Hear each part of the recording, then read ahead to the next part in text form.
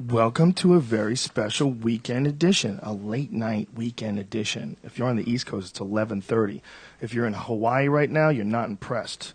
It's only 5:24, so 11:24 on the East Coast. The Joe Rogan Experience podcast. This episode is brought to you by Onnit.com. If you go to ONNIT, use the code name Rogan, you will save 10% off any and all supplements. We're going to keep it simple Look who it is. here. It's Kissy McKisserson. Oh, that guy. We met him this weekend. The dude who is in the Onnit Power commercial, the power lifter. Very, very cool dude, by the he way. was nice. With his also very cool girlfriend. And it was hilarious because they were so happy that we shit all over the part of the commercial where he hangs out with the girls. She was so mad about that. Because at the end of the commercial, this is a commercial for a testosterone supplement called T+.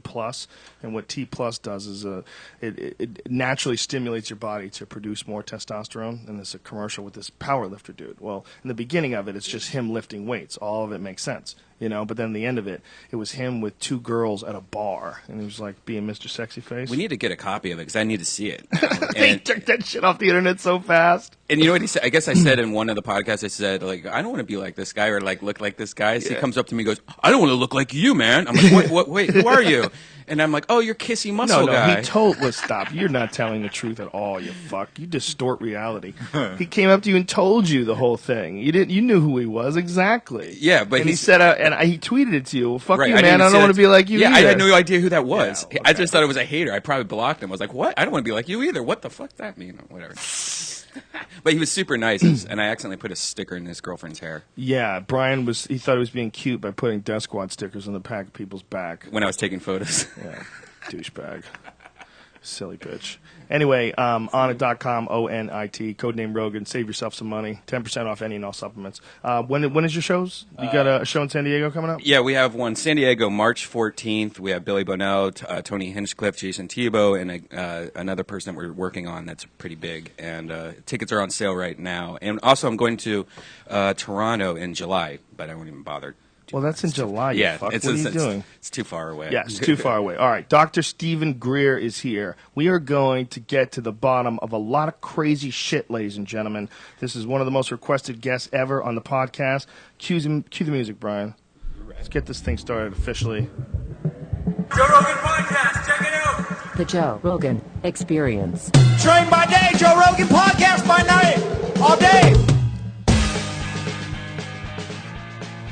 Our guest today, for folks who are tuning into this, ironically, on Sirius Satellite Radio, they don't hear the commercial part of it.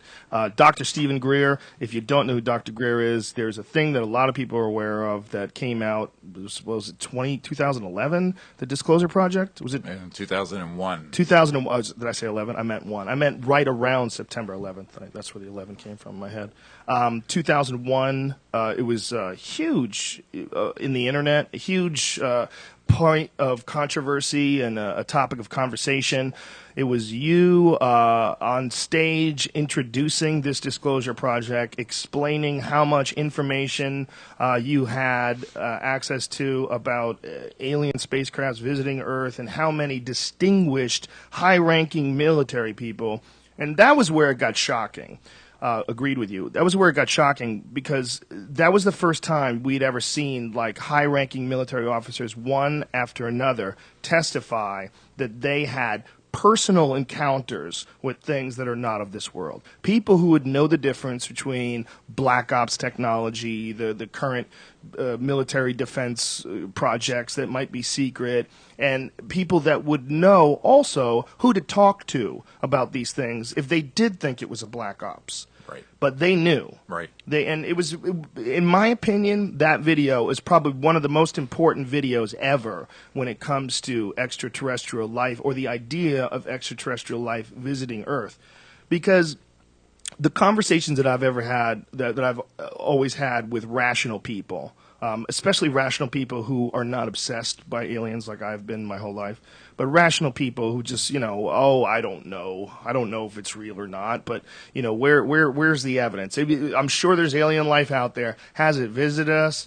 Oh, probably not, right? when you see that video and you see those high-ranking military guys, one after another, give these very not just believable, but they're spooky. These are spooky stories because the way they're talking about them, you could see in their face the emotions as they're recounting the sheer, to use a word, alienness of their experience. Right. We had never really seen anything like that before. It had always been, well, I guess they probably could be out there, but who knows? When I watched that video, it was a real shift, because it was one of the first things that I ever saw that made me really stop and think. There's a part of everybody that doesn't want to get duped. Right. And when it comes to a subject, especially an important subject like UFOs, there's a part of everybody that goes, you want to call bullshit right away, because you don't want to be the last guy to call bullshit. You don't want to be the guy who believes, and it turns it's bullshit. Oh, you dummy. You believed it. You were the first guy believing it, man. You want to be the first guy to call bullshit. It's always a way cooler position. And if there was alien life, that had visited the Earth, what evidence would they leave behind? What would you know in your day-to-day existence? How much of it would you know? Almost nothing. Nothing. Particularly when it's getting hoovered up by a very well-organized and well-funded intelligence program, including the Project Blue Book, which was run by Dr. J. Allen Hynek, right? Well, that was a cover story. The Project Blue Book was really a little office where they were putting things in there and making it sound like they were really investigating. Meanwhile, there was a unacknowledged project, what we call a black project, but the proper name is an unacknowledged special access project, or USAP. And the USAPs running this have been around since the 40s, very well funded, working on these issues, working on the technology, studying how these things are going from one star system to another. And that's the sort of thing that we've been drilling down on for about 22 years. So the Project Blue Book that was run by Dr. Hynek, is that was his name?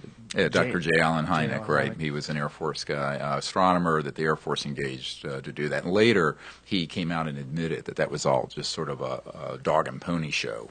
And he also became a huge UFO believer, which is really fascinating because most of the stories that they investigated in Project Blue Book, he sort of debunked. Correct. And in fact, instead of being open about the possibilities, they always steered towards debunking first. Right. And actually the big problem became when he put his foot in his mouth when in Gerald Ford's home district in Michigan, there were a whole dozens of people who saw an extraterrestrial vehicle that was maneuvering at close range, and he went up and investigated and made some reference to it being swamp gas.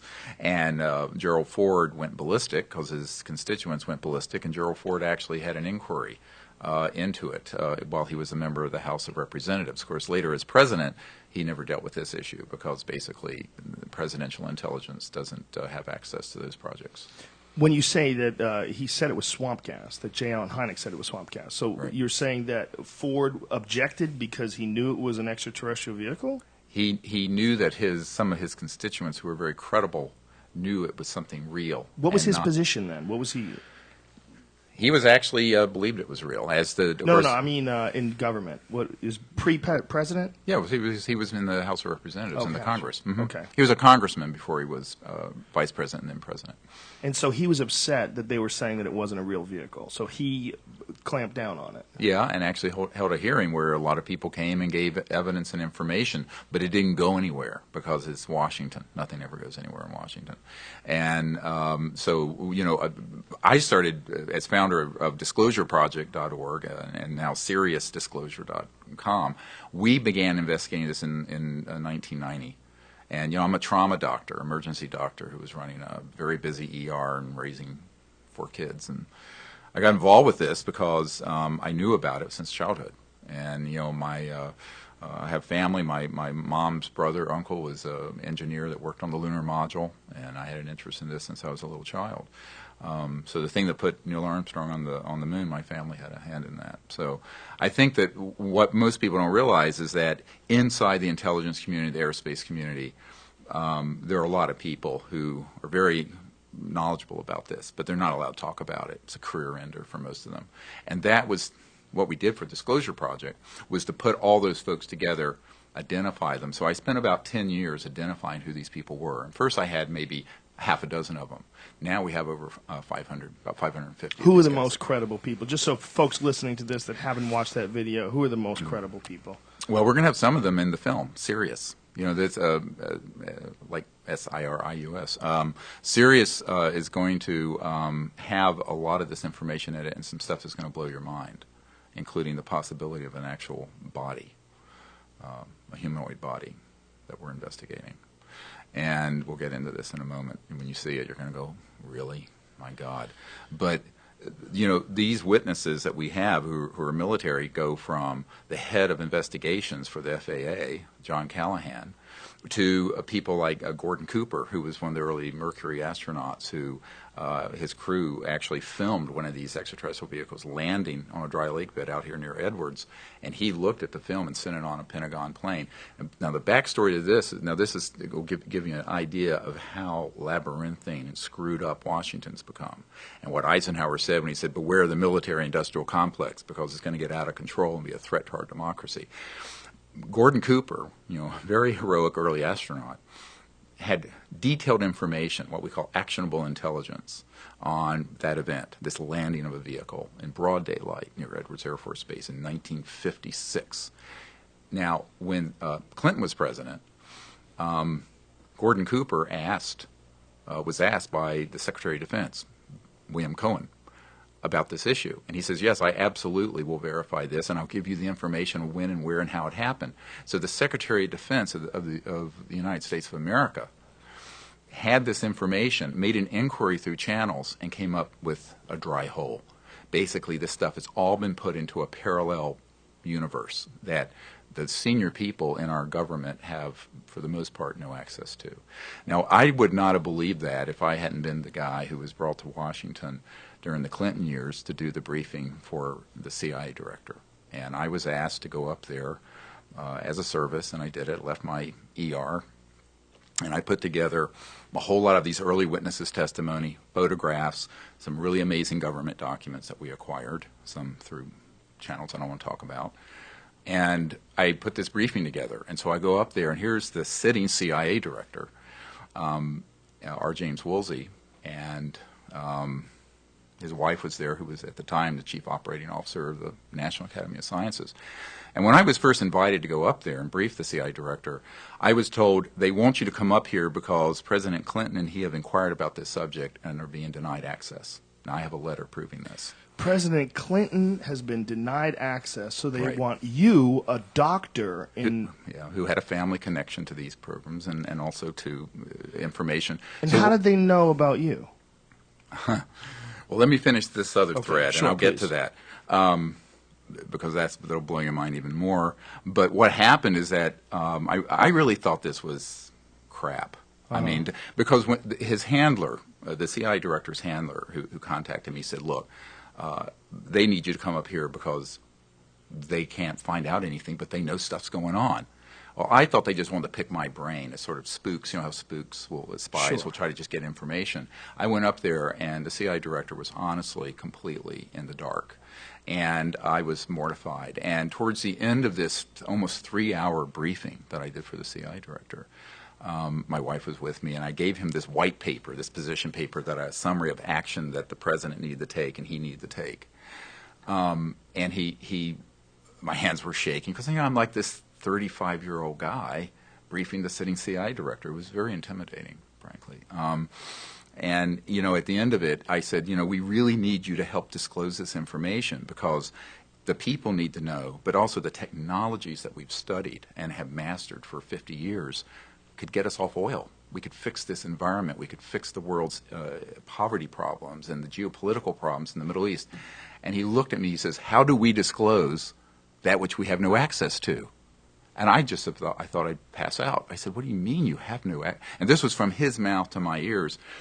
And so I learned the hard way, the very, very hard way, that when you're dealing with things that are, some people say above top secret, but the proper name is an unacknowledged special access project. And we have about $100 to $200 billion a year in our treasury going into these rogue operations. and it's a criminal. It's outrageous. That, you know, just because you're the CIA director, just because you're Secretary of Defense or on the Senate Intelligence Committee means nothing. And even the president.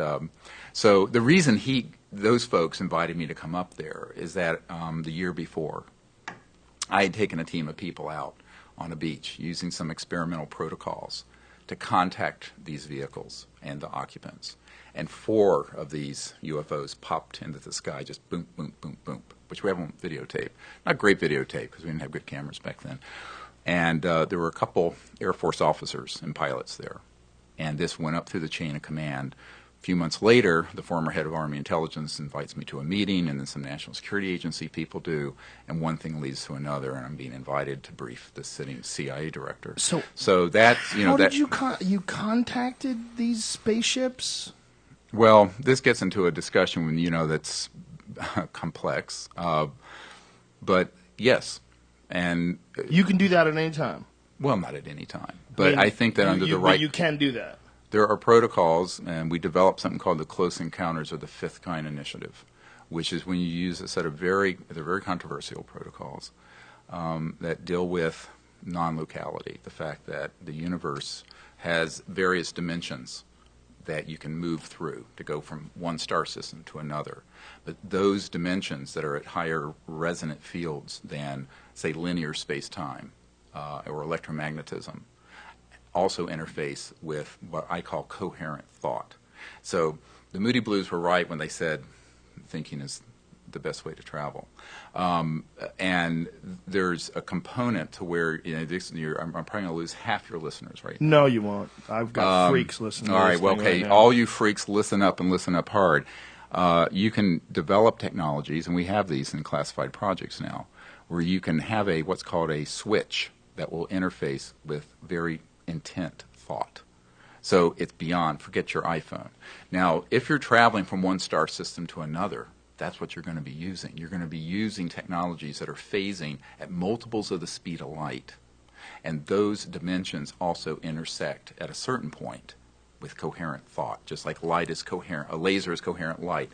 And so this gets into the whole question of how over the history of humanity have there been so many reports of contact, and there are. I mean, going all the way back to the Vimanas and the Vedas to accounts that, you know, there's a wonderful painting in the Middle Ages of this exactly, it looks like a modern UFO over the shoulder of Mary, holding Jesus in a picture it's from the 1400s. I've actually seen the original of this.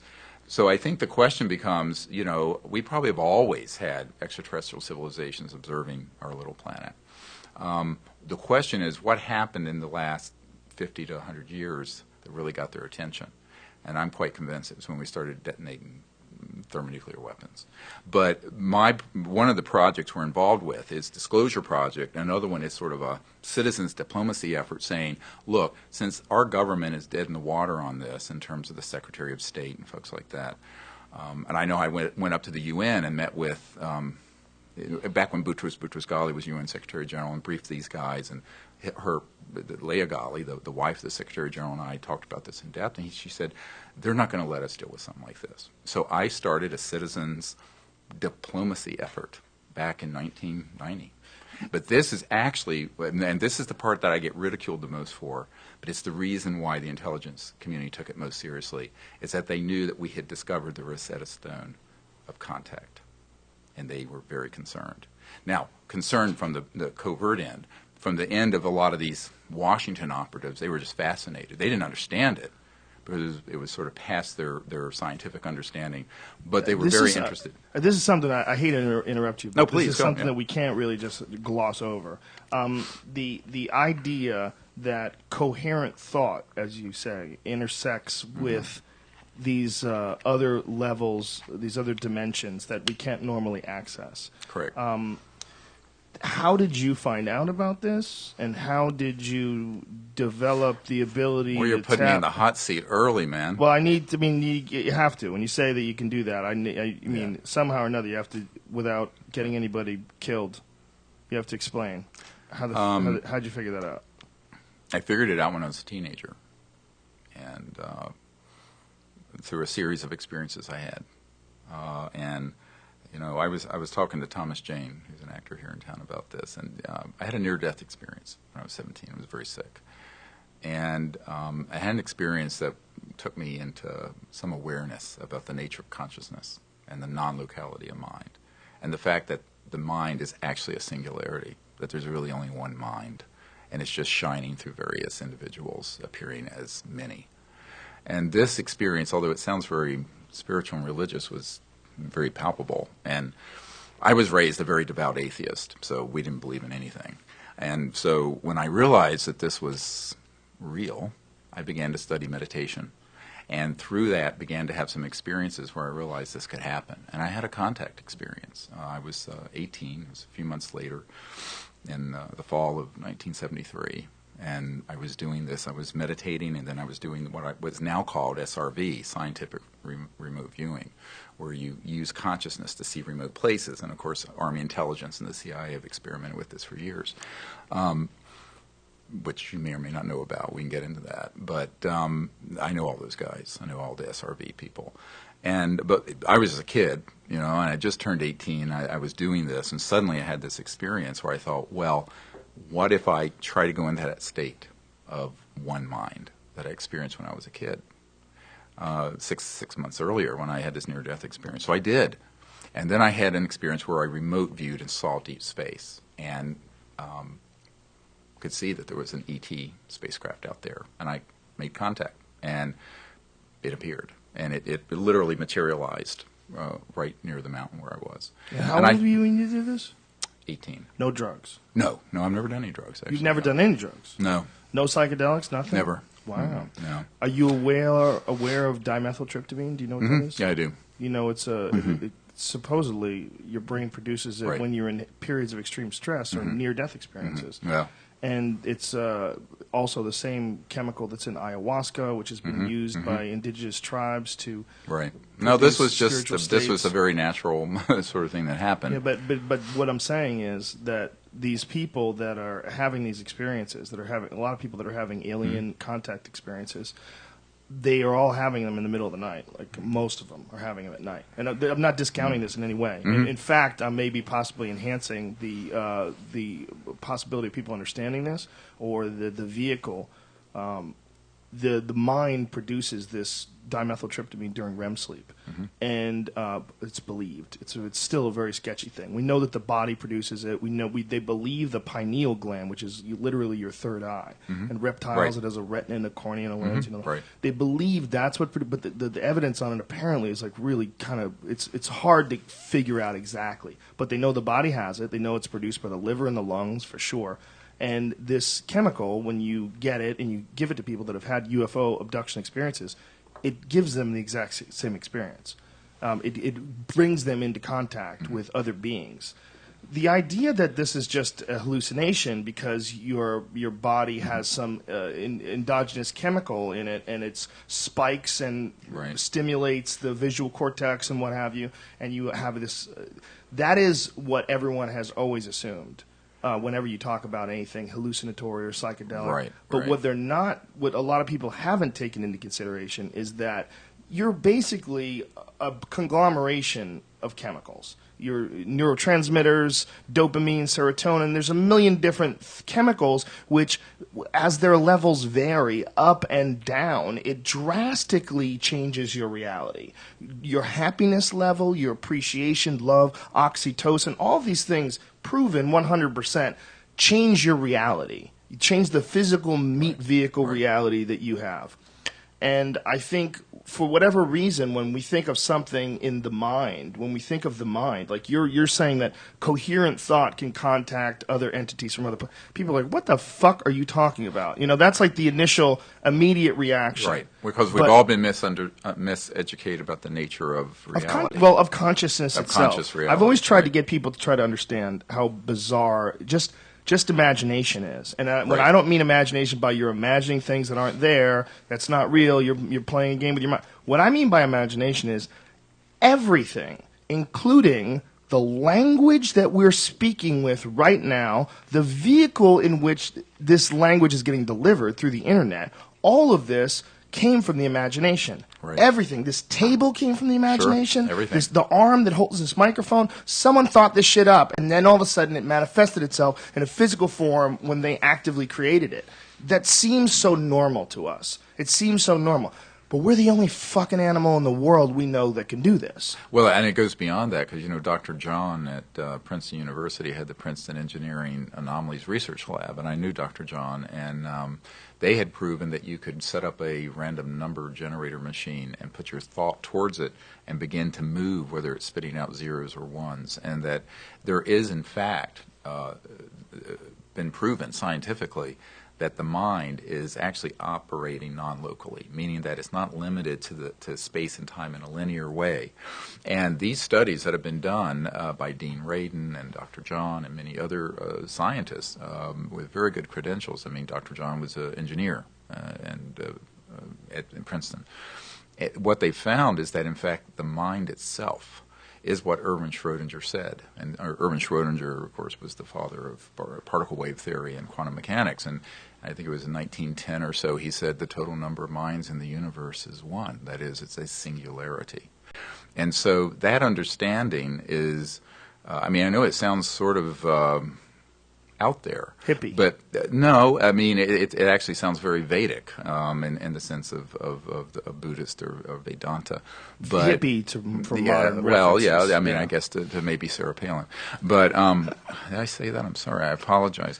But the reality is the world isn't flat. And there's a whole area of physics and science that has been drilled down on for years that establish all these things as true. It isn't talked about because the high priests of religion and the high priests of science are all opposed to this information coming out. So so part of the secrecy around this whole UFO issue isn't just the physical energy and propulsion systems; it's the paradigm. Because if you ask the question, in fact, going back to this dinner with the CIA director and his wife, very smart lady, and she turns in. We're sitting across the table having dinner. That was the cover story. It was a dinner, and she says, "How are they communicating across the vastness of space?" And of course, I had the. I didn't know whether to tell her something that sounded scientific, so I maintained my credibility, or to tell her the truth and risk losing all my credibility. But I decided then, in the early days of this project, that if someone's smart enough to ask the question, I'm going to answer it honestly, even though it's going to blow their mind. And so I looked at her, and her husband, the CIA director, sitting next to me, I didn't really understand where she was going. I said, look, take our Milky Way. It's 100,000 light years across, all right? So that 100,000 light years is a distance. That's how far you would go at 186,000 miles a second for 100,000 years, going at that speed. That's just our own galaxy. Now, you take 1% of that, say 1,000 light years, at the speed of your cell phone or radio wave or TV wave or this system we're using right here. For someone from a star system 1% of the way through our galaxy, for them to say, hello, how are you? And for a spacecraft that's at another star system 1,000 light years away, say here, Earth, to say, fine, how are you doing? That just took how long? 4,000 years. 2,000 years. 1,000 one way and 1,000 another. So the time since the birth of Christ. So the speed of light is too damn slow. And so when you begin to go through what I call the crossing point of light, it's like the sound barrier was a big deal. The biggest deal is the light barrier. And when you go past the light barrier, you're going to cross into these kind of multiphasic resonant dimensions, part of which hook into the singularity of mind and thought. And actually, this film that we're working on, which is the largest crowd-funded documentary in history, to my knowledge, Sirius, and you can find out about it at SiriusDisclosure.com. It's been crowd-funded by the public. It's all been funded by people out there, thousands of people. We're going to do a premiere here in L.A. on April 22nd, if you want to come. But I would love to. Okay, come. But we can't send things at the speed of light, right? Even saying that. Beyond the speed of light. But they can't do that, right? You can't send information in the form of light yet, can you? No, but fiber optics and things of this sort. But does that move at the speed of light? Pretty much. Yeah? But Okay. but what I'm saying is that if you go beyond the speed of light, Right. it's a whole new physics. Of course. Okay. So that's what if these craft are here, and now I have over 4,000 cases where they've landed, and we have evidence. I have 3,500 pilot cases. We have over 500 whistleblowers, top secret military corporate people. And I have 110 of them on digital videotape, although nobody really wants to see it, but I have it. So the question is, if they're here, how the hell they get here? Well, they're not using an Exxon Jet A fuel, and they're not using a solid rocket booster, and they're not using an ion drive or anything linear. So you have to begin to have this question. So when the CIA director's wife asked me this, I told her about that they had technologies that interface with thought and consciousness. And that may sound as bizarre to people now, but if you took your cell phone and showed Thomas Jefferson your smartphone, they would think it was magic. If you went to Salem, Massachusetts a couple hundred years ago, you'd be burned at the stake as a witch. Yeah, so no the question. point is that people have to have some humility about the fact that humans are one half of one step out of the jungle technologically. And we're only 100 or so years into anything resembling real technology. So when we're dealing with civilizations that are 10 to the 6th to 10 to the 7th, 100,000 to a million years ahead of us, we have to have some humility about what that might look like. And so when I explained this to the wife, the CIA director, she just looked at me and said, I thought it had to be something like that. I mean, people are ready to actually understand this. Not everyone has to be retarded on this. And I tell folks that what's a shame in my mind is that our civilization has been exploring these sort of what they call borderland sciences for 100 years. And it's all been kept very secret or debunked or ridiculed. And it's actually holding us back, not only socially and spiritually, but environmentally and in every other way. Because this nexus of where you have these advanced transdimensional physics come together, that's how you're propelling through one point in space to another across galaxies.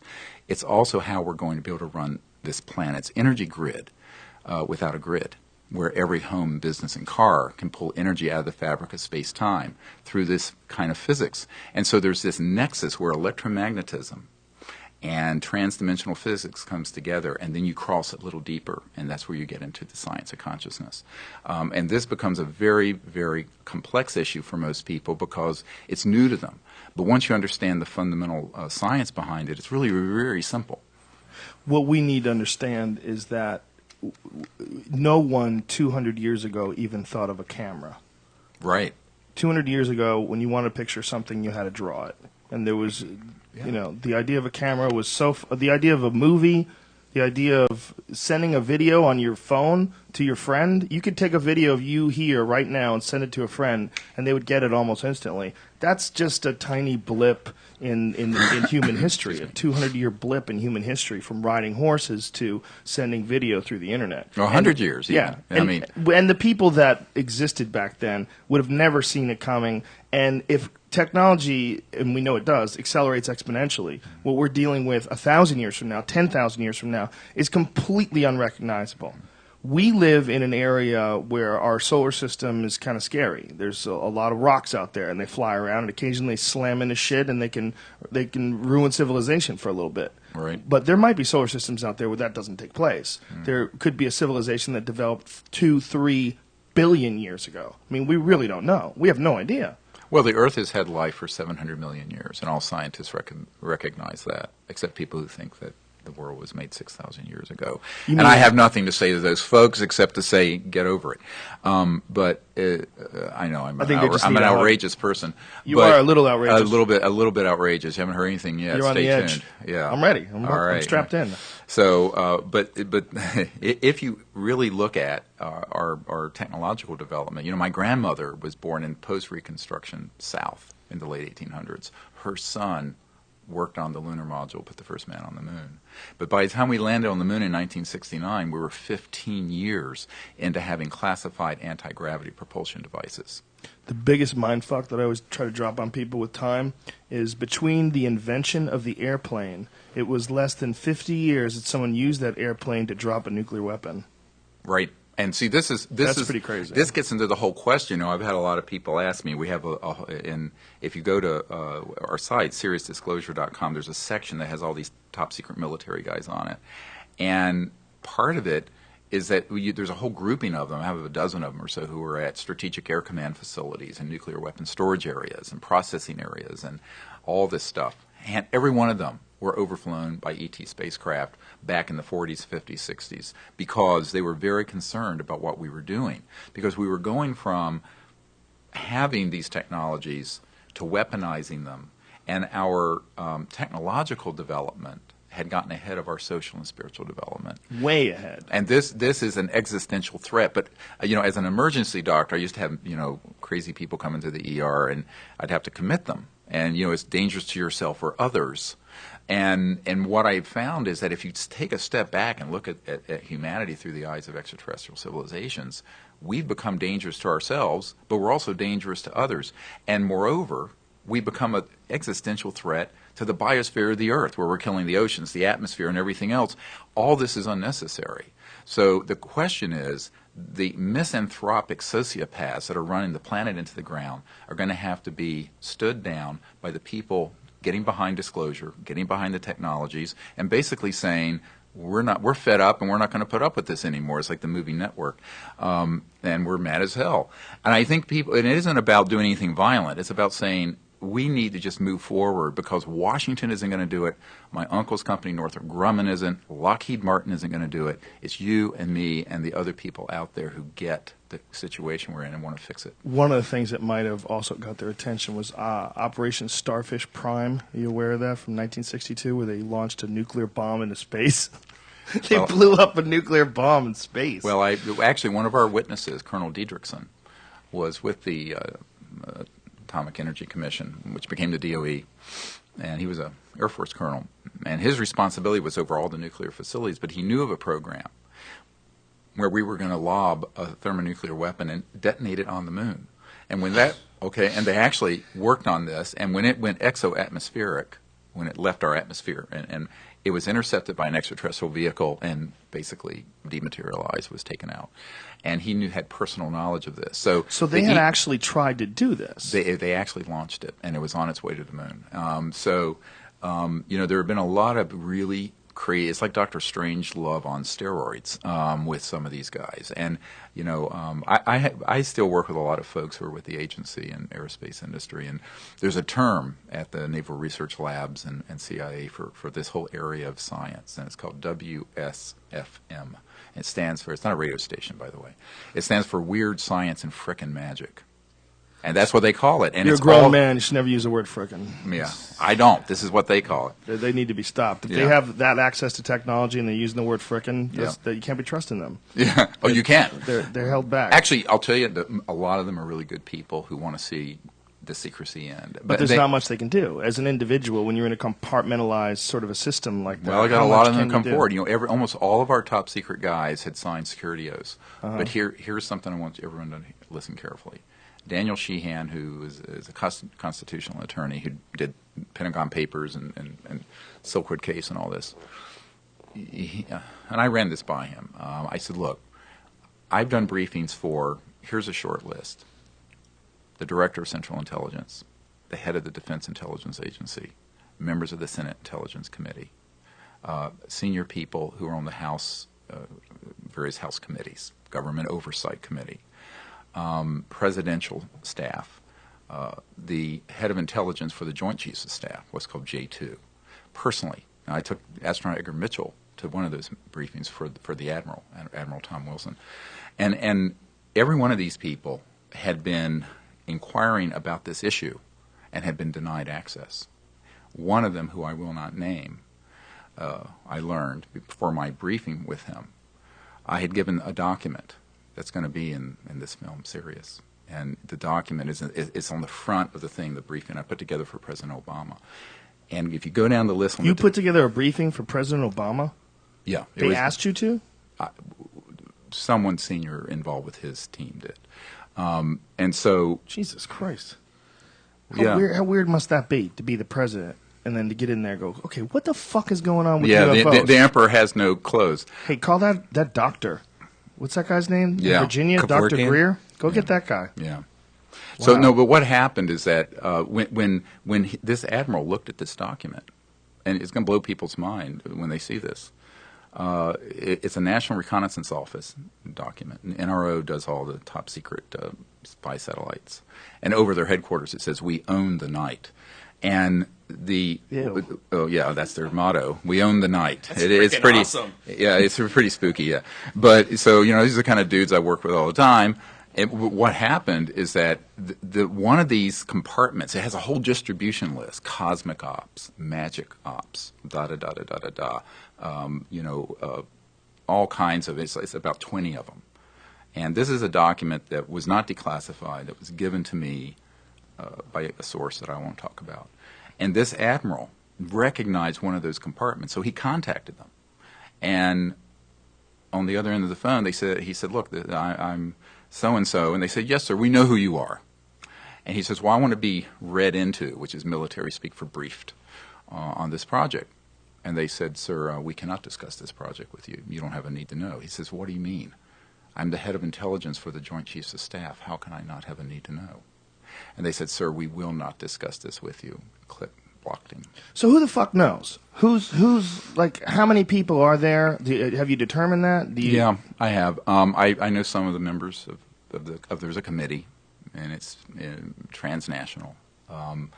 It started out much smaller and less opaque back in the 40s when Truman was around. Does it have a name? It did have the name Majestic, and that is not a myth. And so it was Majestic 12, right? Is that what it was? Yes, but the document as of the 90s that I got, it still had Magic, MAJIC, on it. Uh-huh. And so a lot of these programs, they've gone through multiple generations of evolution, and now I understand it's a committee of 200 or 300 folks who are corporate, very deep kind of shadow government operations. The mistake the public makes is that they think that just because you're the president or the CIA director or a member of the Senate Intelligence Committee, you're going to have access to those. And that's because they do not understand what Rumsfeld said is true on the day before 9/11, and this is going to be in the film, where he said there's $2.3 trillion basically missing that we can't account for out of the Department of Defense budget over the last few years. 2.3 trillion, not billion. Now, we found out, and I discovered this in the early 90s, that there's somewhere between 100 and 200 billion a year basically just being stolen going into these illegal projects. And so when Sheehan and I looked at this attorney, I said, look, if all these people who have a need to know in the constitutional chain of command are being lied to, deceived, and what have you, I'm going to declare all those projects rogue, a priori, illegal. Therefore, anyone who signed a security oath for them, I'm going to unilaterally announce that they're released from them. So all of you listening, if you've been in any of these projects with Lockheed, Northrop, SAIC, the CIA, you do not have to go by the secrecy. Because if they are denying access to the people who are in the constitutional chain of command, which I can prove they have in a court of law, those projects are rogue, and therefore those security oaths have no enforceability. Now, whether or not you have the courage to come forward is another question. But what I was very glad to be able to do between the early 90s and 2001 with the Disclosure Project is to pull together the people who did have the courage. And they're still coming forward. I mean, we have people contact me all the time who are in these projects who give us information, intelligence. And it's really a citizen's effort. I mean, I've never been in the government in my entire life, but I think this is what you have an idea, and if the idea picks up steam and people see the reason for it. But the other thing is to do it in a way where people feel supported. And that's why we did this in a way where there were dozens that came out at once. I mean, I think in the initial batch of people who came forward, it was about 70. One of the things I always want to get into people's heads when they start talking about the government or the people in charge or, those in the know, the idea that they're exchanging information has been proven false time and time again. Right. Not only that, what's really blown me away lately is finding out that, especially in this supposed patriotic time of war, we have government factions that don't like other government factions. It's always been that way. I was blown away when Petraeus was outed by the FBI. I'd be like, are you fucking crazy? Right. Like, that is nuts. You're talking about the head of the CIA, and the FBI is spying on him over an affair, and you're going to bring down this beloved national hero. Right. Stupid. unbelievably stupid, but also unbelievably revealing about how partitioned our government truly is and how difficult it would be to get access to some critical information if this information is in any way deemed too sensitive or too controversial or too paradigm shifting for average eyes. Well, let's make this very simple. If you acknowledge that the UFOs are there and they're real, and anyone with an IQ over mud is going to ask the question, then how did they get here? If you ask that question, we have the answers for it. And if the public knows that, then they know we don't need ExxonMobil, we don't need oil, gas, coal, nuclear power, or a centralized utility grid. Well, that's assuming, though, that most people believe that the UFOs are real. Because yeah, about 50 to 60% do now. I think they say that. I think they say 50, well, but I think they most of the time will look for terrestrial explanations. Most rational people. Well, no, actually, there was just a poll that came out a month ago, and there's actually 43% of the public believe that extraterrestrial life has been on the planet and is here now. 51% believe that the Earth is less than 10,000 years old. Did you know that? Yeah, well, I don't know if it's that high. 51%. I heard it was about a quarter of the population. So, Gallup poll, I think 2010. 2010, they got 51%. The Flat Earth Society still has a lot of members, I guess. But here's the bigger issue: is that if you bring this information out, and let's say that one of the objectives of what I'm working on now. I mean, let me just clear that up. Yeah. 46%. Okay. Creationist view of human origins, 46%. Well, but of the creationist view, not all those people think Right. the world is 10,000 years old. I Yeah. think that number is only about 10,000 15%. years, though. They're saying 10,000 years. This is what, in this study, the Gallup study, is very specifically, 46% of Americans believe the creationist view that God created humans in their present form at a time within the last 10,000 years. Oh, God, you're going to make me move to Norway. Anyway, Canada's a good choice, dude. Canada's right there, and they're badass. I know. Just, but just to throw some salt on your idea that please it makes throw sense. all you want. I mean, look, I told you that I'm a huge fan of the UFO experience. I mean, I really want it to be real. But just because 47% or whatever the fuck 46% think that the Earth Right. is less No, than you're 10,000 right. years Yeah, old. but the evidence speaks for itself. And I told someone once. But they does say, it? well, Does it? I mean, what Yes. percentage? Okay, let's just be honest, or rather, let's open this. What percentage of UFO sightings are real? What percentage are totally made up, and what percentage are a confusion? But that's not the metric we're using. We're going by government released documents. We're going by people who are insiders who have actually handled extraterrestrial bodies. So when We're you're dealing talking with- about we're talking- experiences, you're talking about experiences from people who are 100% credible, bulletproof, Well, yeah. eyewitness testimony. I mean, and only that, but if you have the former Minister of Defense of Canada say that he checked out with a U.S. Air Force general, that in fact there was an accident that happened in New Mexico in 1947, which people call Roswell, and that what Colonel Corso wrote in his book The Day After Roswell was substantially correct. And this is the Honorable Paul Hellyer, and he and I did a press conference in Toronto a couple of years ago. And he has completely verified this. So the question is, and the same thing happened with Five-Star Admiral Lord Hill Norton. I mean, here he was the Minister of Defense. And he found out after the fact that, in fact, an extraterrestrial vehicle had landed at the Bentwaters Royal Air Force Base at Rendlesham Forest in England. And we have multiple Disclosure Project witnesses who were there. And it came out recently that the Ministry of Defense in Great Britain released the documents on that where they had physical evidence that this thing actually did land and left physical traces, et cetera, and so on. So I tell people, usually the New York Times say, well, we need 2 or 3 corroborating witnesses to something, particularly 3 if it's a very controversial story. I say, yes, but the Disclosure Project has hundreds of these sort of people, thousands of cases like this. And we're not talking about just people seeing something in the sky. Right, but they mean witnesses per event. They don't mean like overall. Yeah, but we have multiple ones for this landing at Rendlesham Forest. We have multiple ones from the Minot, North Dakota event. How many do you have? Where there will be some of them, 4, 5, 6 at one event. And they who all are have the very same credible story. military people. And so why isn't the mainstream news reporting this if you put together this amount of information? And then the question becomes, how free is our media? And how free is our market? And how free is our country? Because I think there's more corruption than people can imagine. And I'm not a conspiracy theory person. I deal with... Wait a minute. Yes, you are. No, I'm not. How dare you? No, How I'm dare not. you? I'm not, but just be honest. I just don't like you're theories. Okay, you're a I deal with- conspiracy I deal with- person then. But No, you're no. dealing about UFO conspiracies. Well, it's like, was the mafia conspiracy of a criminal enterprise? Yes, but Yes. it's not a theory. It's a fact. Okay, And so you're a there's a big conspiracy difference guy between... then? there are, obviously, you're talking about a UFO conspiracy, an energy conspiracy. You're talking about Yes.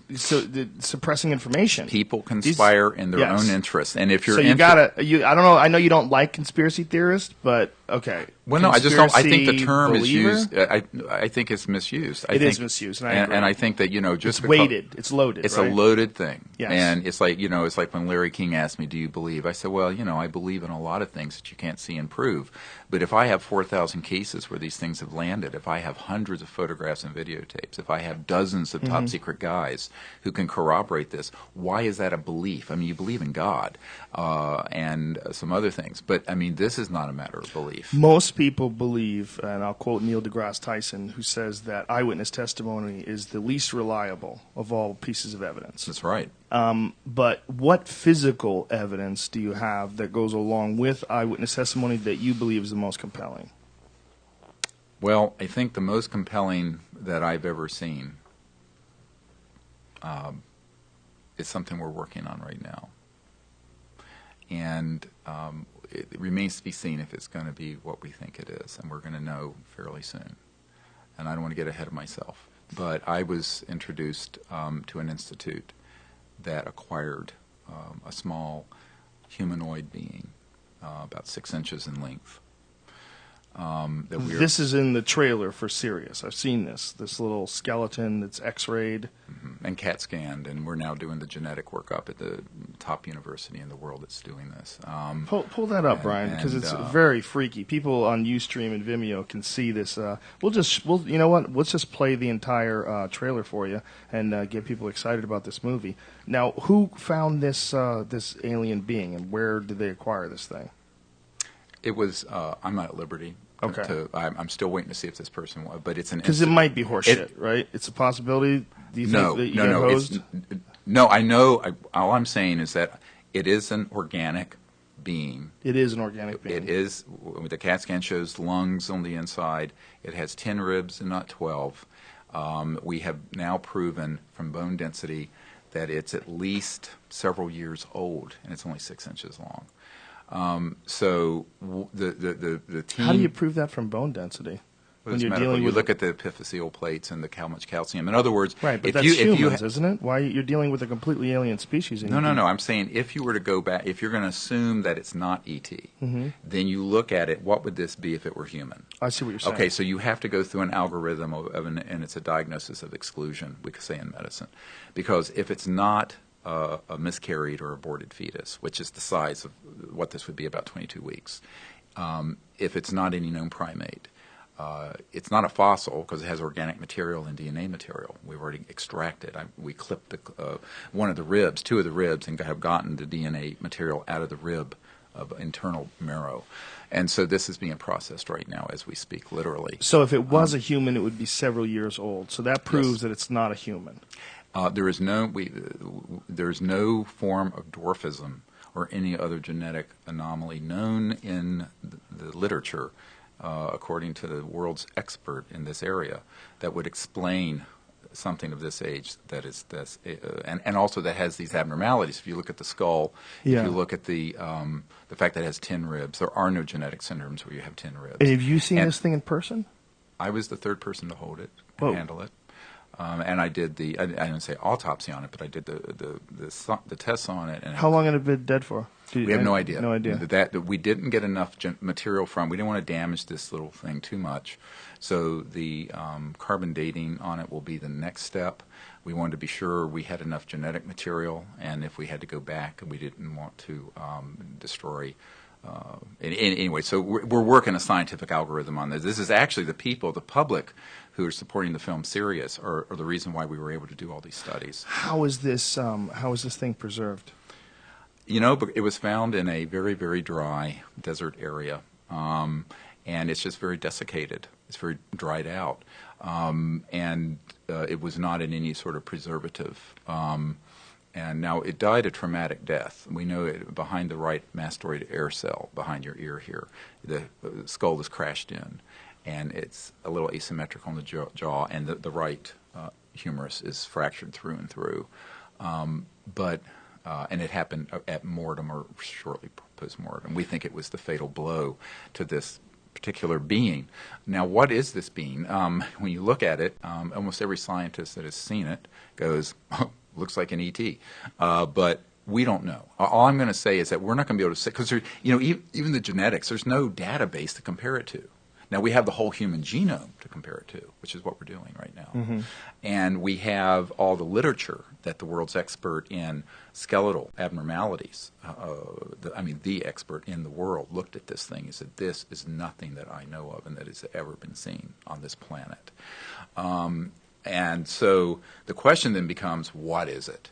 Now, it turns out it was found in an area of the Atacama Desert in Chile, that native peoples have reports of these objects, luminous objects, going in and out of the foothills of the Andes. Famous for Very UFO famous, sightings yes, in Chile. very famous. And also in these remote native villages, there are reports of these very small beings, upright humanoid-type beings. Isn't that also the area where they constructed the VLT telescopic array? One of the very large telescope, I believe. I think there are, because it's a very dark area, and there have been a lot of astronomy.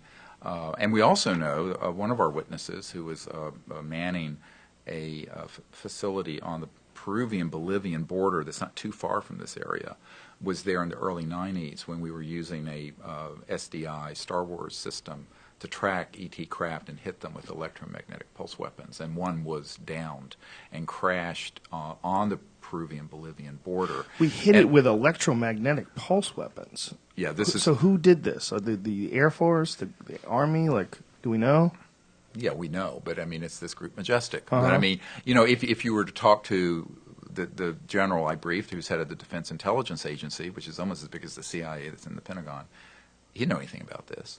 So when you say who's doing it, it's not. It's kind of almost not the correct even way of framing it is to say, when Senator Inouye, he just passed away, wonderful senator from Hawaii, he said there exists a secret government with its own Air Force, its own funding mechanism, its own Navy. I'm quoting almost exactly, and actually this is a great speech by this senator. And it's because he had run across that this was going on. So the question is, who's running this? Well, they've gone off the reservation. There's certainly no congressional oversight or presidential oversight over these rogue elements. And I think that is a threat to our democracy, but it's also a threat to our security in the world. If what we've learned is true from multiple military insiders, that we have been attempting to target these extraterrestrial vehicles and down them, how stupid is that? And you're dealing with civilizations that could turn the Earth into a pink mist floating through space in a nanosecond, and we're there firing at them? Why? This is... But you're convinced that this happened? Absolutely? I absolutely know it has. Because I have too many insiders who've been present when we've done this sort of the weaponization of electromagnetic signals. What about disinformation? Most of the information out there is disinformation. Right. I would say. Do you believe any of it's ever hit you? Like this might be disinformation? Oh yeah, I have. Not what I'm telling you. No. But have I ever been caught flat-footed? Yeah, almost. But we're very careful, and I have to say, as a doctor who got into this sort of accidentally, and then I was tutored and mentored by some really good people in the military and in the intelligence community who wanted me to do this. And one of them is still at the CIA. He's a PhD guy. And he says, someone needs to do this because the politicians are never going to deal with it, and these big corporations are absolutely not going to let it out. And this was back in the 90s. And I said, well, what am I supposed to do? And, one of the interesting things, after we put this briefing together for Clinton and, Lawrence Rockefeller, I put the concept together of the best available evidence and all these cases. And then Lawrence Rockefeller hosted Bill and Hillary Clinton at the Rockefeller Ranch, and it had me out there shortly before that. And Mr. Rockefeller was the white hat in the family who wanted to end the secrecy, unlike some of his family.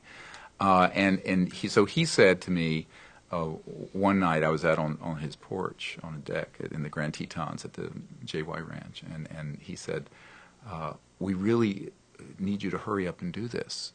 And I said, oh, Lawrence, I'm just a doctor in North Carolina. I'm working in an ER, you know.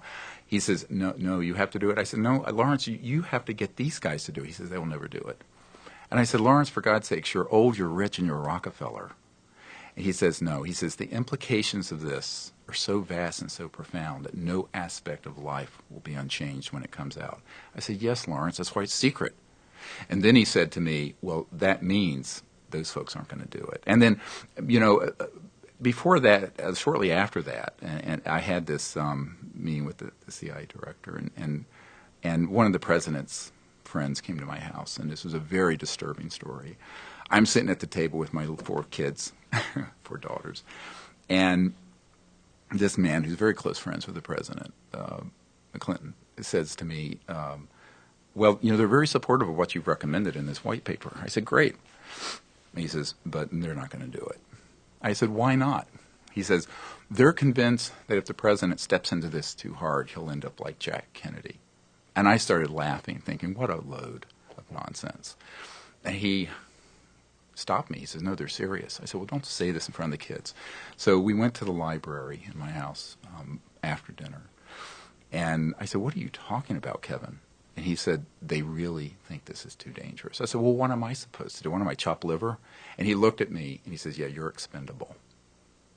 So I have always viewed myself as the kind of the throwaway guy in all of this, in the sense that these guys, you know, the folks who have enormous political power and corporate power, even the ones who support this very avidly, and there's a lot of them, they don't want to stick their necks out. But I'm confused. Okay, why would they kill Bill Clinton if Bill Clinton came out and said that we may have evidence that there might be some intelligent life out there in the world, in the universe? Because, you know, it's like the REM song, it's the end of the world as we know it. Because if that happens, when that happens... people would panic. No. The public isn't going to panic over this unless it's couched in a stupid way. Well, the public definitely will panic if the president comes out and says there's UFOs and then he gets whacked. That would lead to panic. Yeah, but there's a bigger problem. If the president doesn't have control access over these projects, he didn't want to talk about it because then it shows the fact that our democracy has been sidelined, as Eisenhower warned us. I mean, the reason Eisenhower was not anti-military. He was a 5-star general. For folks who don't know the story, just fill people in on the speech that he made as an active sitting president leaving. Yeah, the last day of his presidency, he basically said, beware the military-industrial complex. And this is... the dangers. And he said the dangers of this enormous power will be a threat to our democracy and our way of life. Now, the reason he said that is that between 1954 and 61, when he was leaving office, it was on his watch that the military-industrial complex reorganized under the Rockefeller Commission of 1956, and Eisenhower lost complete control over these projects. I have a lieutenant colonel who was on the plane with Jack Kennedy flying to Berlin when he gave the I Am a Berliner speech. And Jack Kennedy was talking about this UFO issue, but he turned to this guy who was kind of the chief steward for Air Force One, who I know, and he said, I know about this, but the whole matter, this is the President Kennedy saying this, the whole matter is out of my hands and I don't know why. And this guy was stunned. In fact, I'll tell you, there's a kind of a gruff colonel, Air Force guy who was crying as he told his story, because it hit him that there had been sort of a silent coup d'etat on this issue.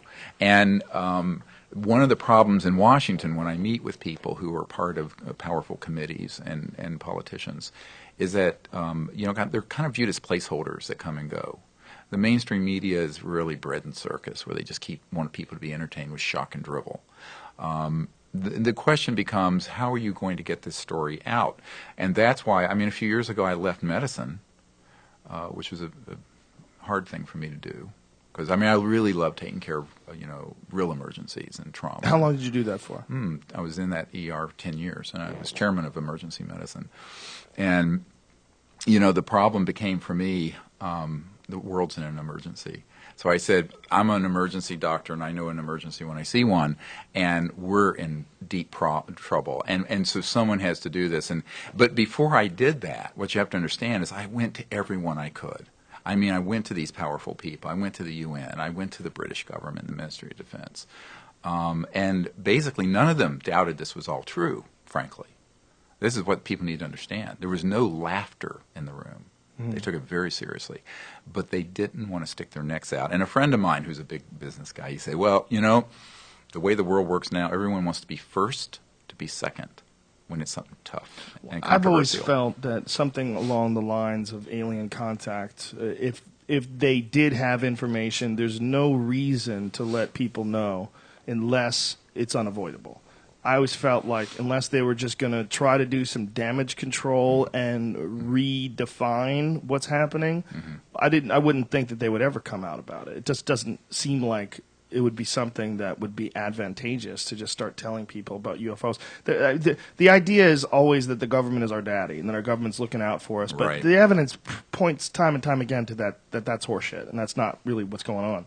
But, you know, my military advisor made the point years ago that because so many people, I mean, between 5 and 10% of the public have seen one of these objects, many of them at very close range. Let's get back to that, because this is what we had talked about before when we got onto this, people who think the Earth is 10,000 years old.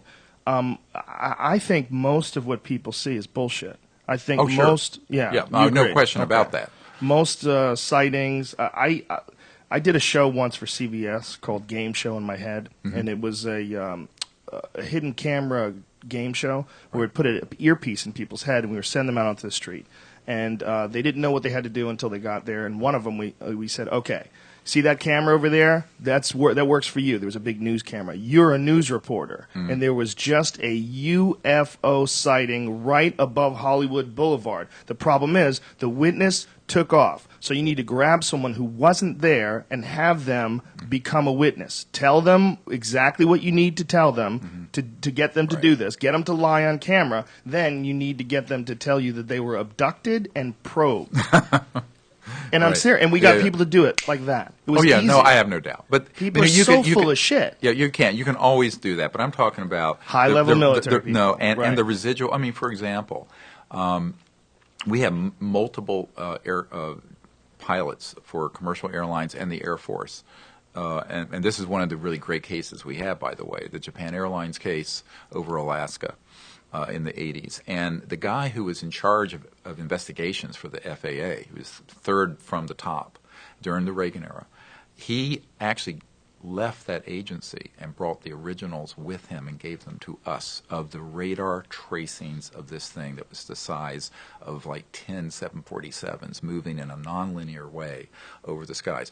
It was on civilian radar, it was on military radar. They scrambled F-16 jets. It was on their radar, and the Japan Airlines 747 pilot has testified to it, and we have all of that in this case.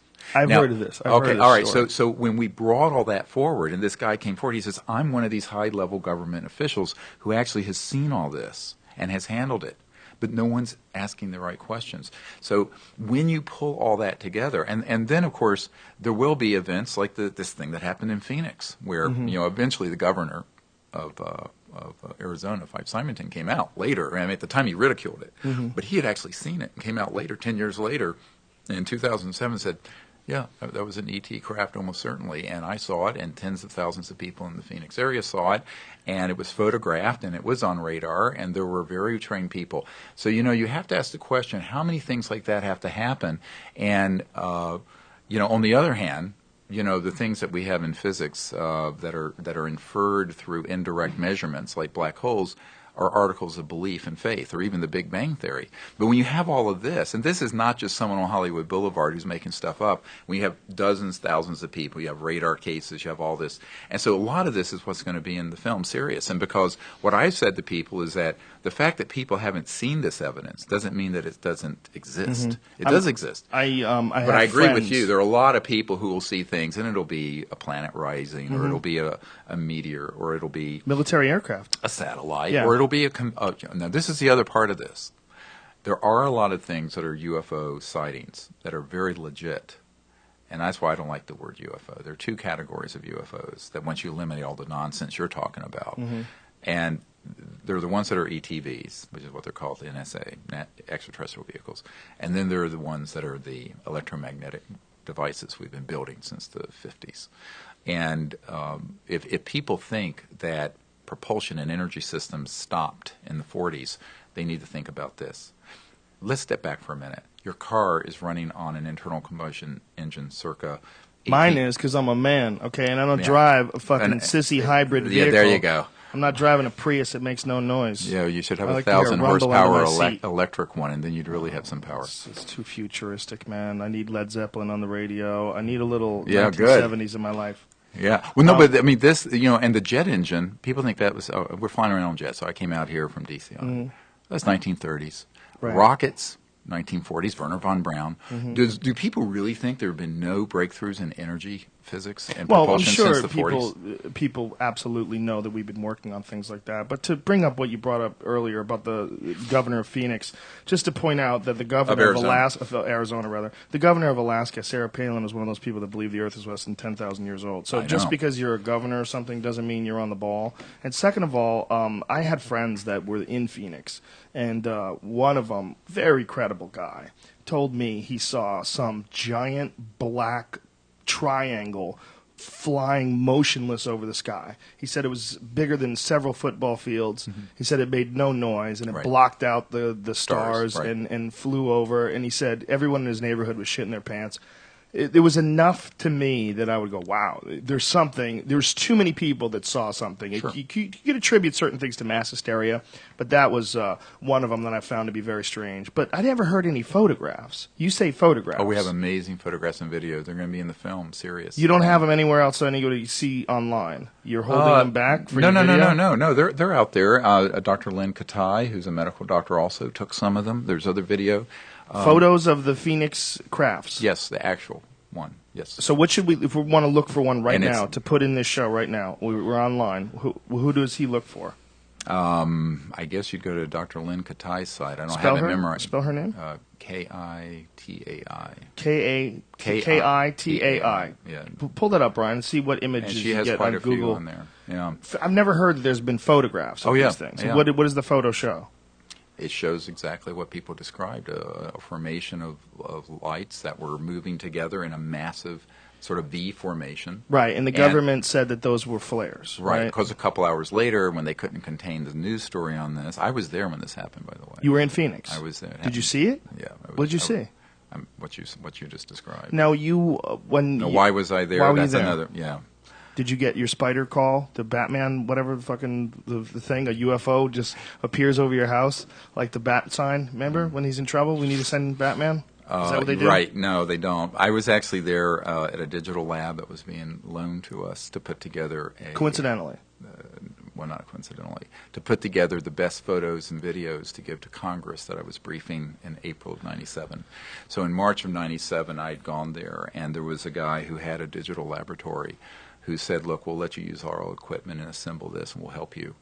And he'd worked a lot with the military. And so I had collected photos and videos from all over the world and governments from all over the world, which we call the best available evidence. And I was putting it together because in April we were holding a closed briefing for members of Congress who wanted to know. And that's when people like Congressman Dan Burton, who was chairman of the House Government Reform and Oversight Committee, came, and a whole lot of other people from the Pentagon and Vice President's office and whatnot. So I was there when that happened, and someone came running into the lab saying, "My God, while we're here trying, there's this going on," and it turned out it was on the news that night in Phoenix. Now, interestingly, the national news didn't pick up on it till June. This happened in March, which is very interesting. Why did that get held back? But and so there are so many people who saw it, and this was huge. Whatever this object was, it was not the size of like a 747. A 747, you probably could put dozens of them inside the volume of this thing. It was huge. I found it interesting that the stories were very similar. It's one of the things that I found most interesting. I watched some stuff online, and then when I spoke to my friend who lives in Phoenix, and he told me what he saw, I was like, wow, you're talking about like at least 6 or 7 people that are telling the exact same story of seeing this exact same sort of thing. Now, these are the images that you're talking about. These are the whatever the red lights that are in the sky. I think the video is probably more impressive, being that the video shows these things essentially hover for a long period of time, and much longer than really should be attributable to parachutes and flares. It doesn't really make any sense because parachutes and flares, they don't really move that slow. When you watch a guy jump out of a plane with a parachute, the parachutes, they slow your fall down, but they don't make you suspend. There's a good photograph of it. No, and we know how those kind of flares and but the people who were directly under it, and it moved not just over this part of Phoenix, it moved all the way from outside Flagstaff through the valley and then down towards Tempe. Now, how did you know about it? You were there working. Did you hear about it? There was a guy that ran into the lab and who had actually been in the military. He said, "You wouldn't believe what's going on." So yeah, I was there that night. And what year was this? 1997. March of 97. Yeah, now, what's equally interesting, if you look at this, now the Belgian Air Force cooperated with me very, very nicely. Back in the early 90s and late 80s, you may have remembered there was this wave of things that happened in eastern Belgium where there were these massive triangles that were about 800 feet on each side that were photographed, radar traced, chased by F-16s, and we have all this. And the head of the Belgian Air Force actually showed the radar of one of these objects going from hover to several thousand miles per hour straight up into space, way outside the envelope of any normal conventional propulsion system. They have a video of this. Radar of it, and we have this. So the question becomes, how many of these cases do you need to have before you say there's something out there? Mm-hmm. And I think this is what the problem is that on this subject, the ridicule around it and the disinformation and the crazy stories that are out there is what dominates. Mm-hmm. The serious, pun intended perhaps, the serious stuff really gets left on the cutting room floor by most movie directors and media and even on the internet. It's very hard. And I think to pick your way through it is very difficult. What I've tried to do, and it's not that I've done a perfect job of it, I've done the best I can with a lot of help. But remember, we've never been funded. We're all volunteer effort. And so what we've tried to do is get people who have the really good stuff from governments come forward and share it. And this is why, when the Space Agency of France released a lot of their documents after I was having some meetings in France and with some of the senior. You can't say it both ways. It's either France or France. Yes, you got to pick. Well, it one. was France when I was there, and when it's here, it's France. There you go. And there's an admiral that works with us in France, who's a wonderful guy, and he's an MD and a PhD and an admiral, and he knows all this is very real, and so eventually the French government really, I believe it was about 100,000 pages of documents on all of this, and now since the Disclosure Project launched 10 or 12 years ago, there are 14 countries who've opened up their files. Now, of course, the United States isn't, because the United States is managed differently on this issue. It's a compartmented, unacknowledged special access. And the former access Soviet Union has actually been pretty open more recently, in more recent times, about the possibility. When it first fell apart, not so much now, but when it first fell apart, we have a great dossier of KGB cases and files, and also military. And in fact, some of the cosmonauts that had encounters with these, I pulled together in 1995 for a meeting with some of our astronauts, like Edgar Mitchell, to have a meeting out here in California. So there are some really solid cases out of the Soviet Union. Does Edgar Mitchell claim to have had a personal experience? No. He's just investigated it and has concluded that this is all very real. And he did come with me. I invited him to the briefing we set up for the head of intelligence for the Joint Chiefs of Staff at the Pentagon. I think it was very interesting for him to have learned that people at that level were shaken to their foundations because they concluded this was all real, but when they made inquiries, they were being lied to and denied access. And so this brings up this question: who's running this show, and who the foxes are guarding the hen house, and this is exactly goes back to Eisenhower's warning.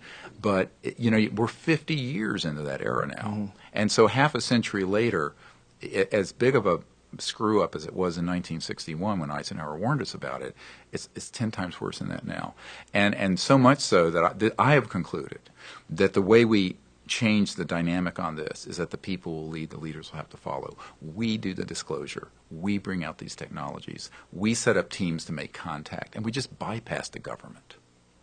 The evidence that you have, this or possible evidence of this alien life, before that, this is a more recent thing. This is fairly recent, right? Before that, what was the most compelling piece of physical evidence that you've ever encountered?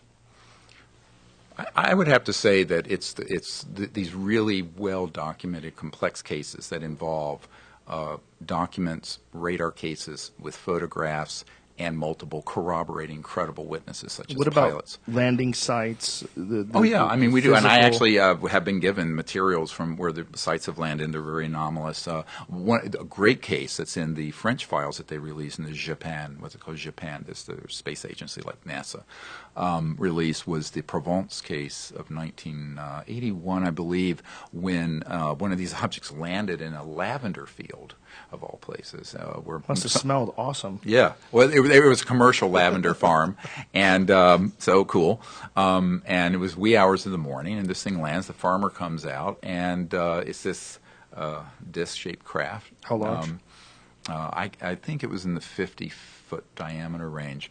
And there were these little beings outside picking lavender. Now, this sounds crazy, like some out of science fiction. Like how little? Like your little guy? No, these were, from what I remember, like 4 feet, 5 feet, in that range. And then, it left this spot where it had landed, and there were anomalies, electromagnetic sort of radiation into the soil, and this was actually studied by the French government, concluded to be an absolutely real case, just like the Bentwaters Royal Air Force Base case in England was determined to be an authentic case of a landing.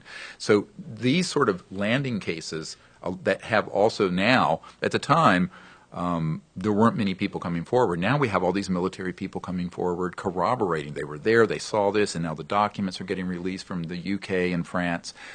But in the United States, it's still a black hole. Now we're going to play your trailer for the upcoming film series. You got it pulled up, Brian? Yep. Is it queued all the way through? And here we sit in 2012 with the world still burning oil and gas and coal when we have had all the information we need to have had a completely new civilization. Dr. Stephen Greer is absolutely a hero. In the councils of government, we must guard against the acquisition of unwarranted influence, whether sought or unsought, by the military-industrial complex. You know, hundreds of billions of dollars. I think the public would be a little annoyed. All right, sit down and shut up.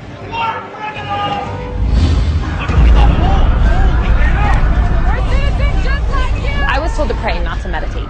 I was told to talk, not to listen. I'm learning to listen. The primary purpose is to train people to understand these other civilizations and their cultures. I don't give a goddamn what anybody else says about it. I saw that. But who do you tell without them looking at you like you ain't wrapped too tight? And I was a part of the United States Air Force cover-up for 18 years. What we are attempting to achieve is a device which defeats the perpendicular force of gravity. When we look at our data, we lost 7% of weight. We now have the technology to take ET home. Consciousness is at once the most familiar thing to us and the most mysterious. It doesn't take much effort if you just clear your mind. People are afraid of looking at technology. Paul Brown stuff got basically suppressed for many years. He got murdered. The problem is not proving that UFOs exist. It's when you begin to expose the energy and propulsion systems behind how they're getting here.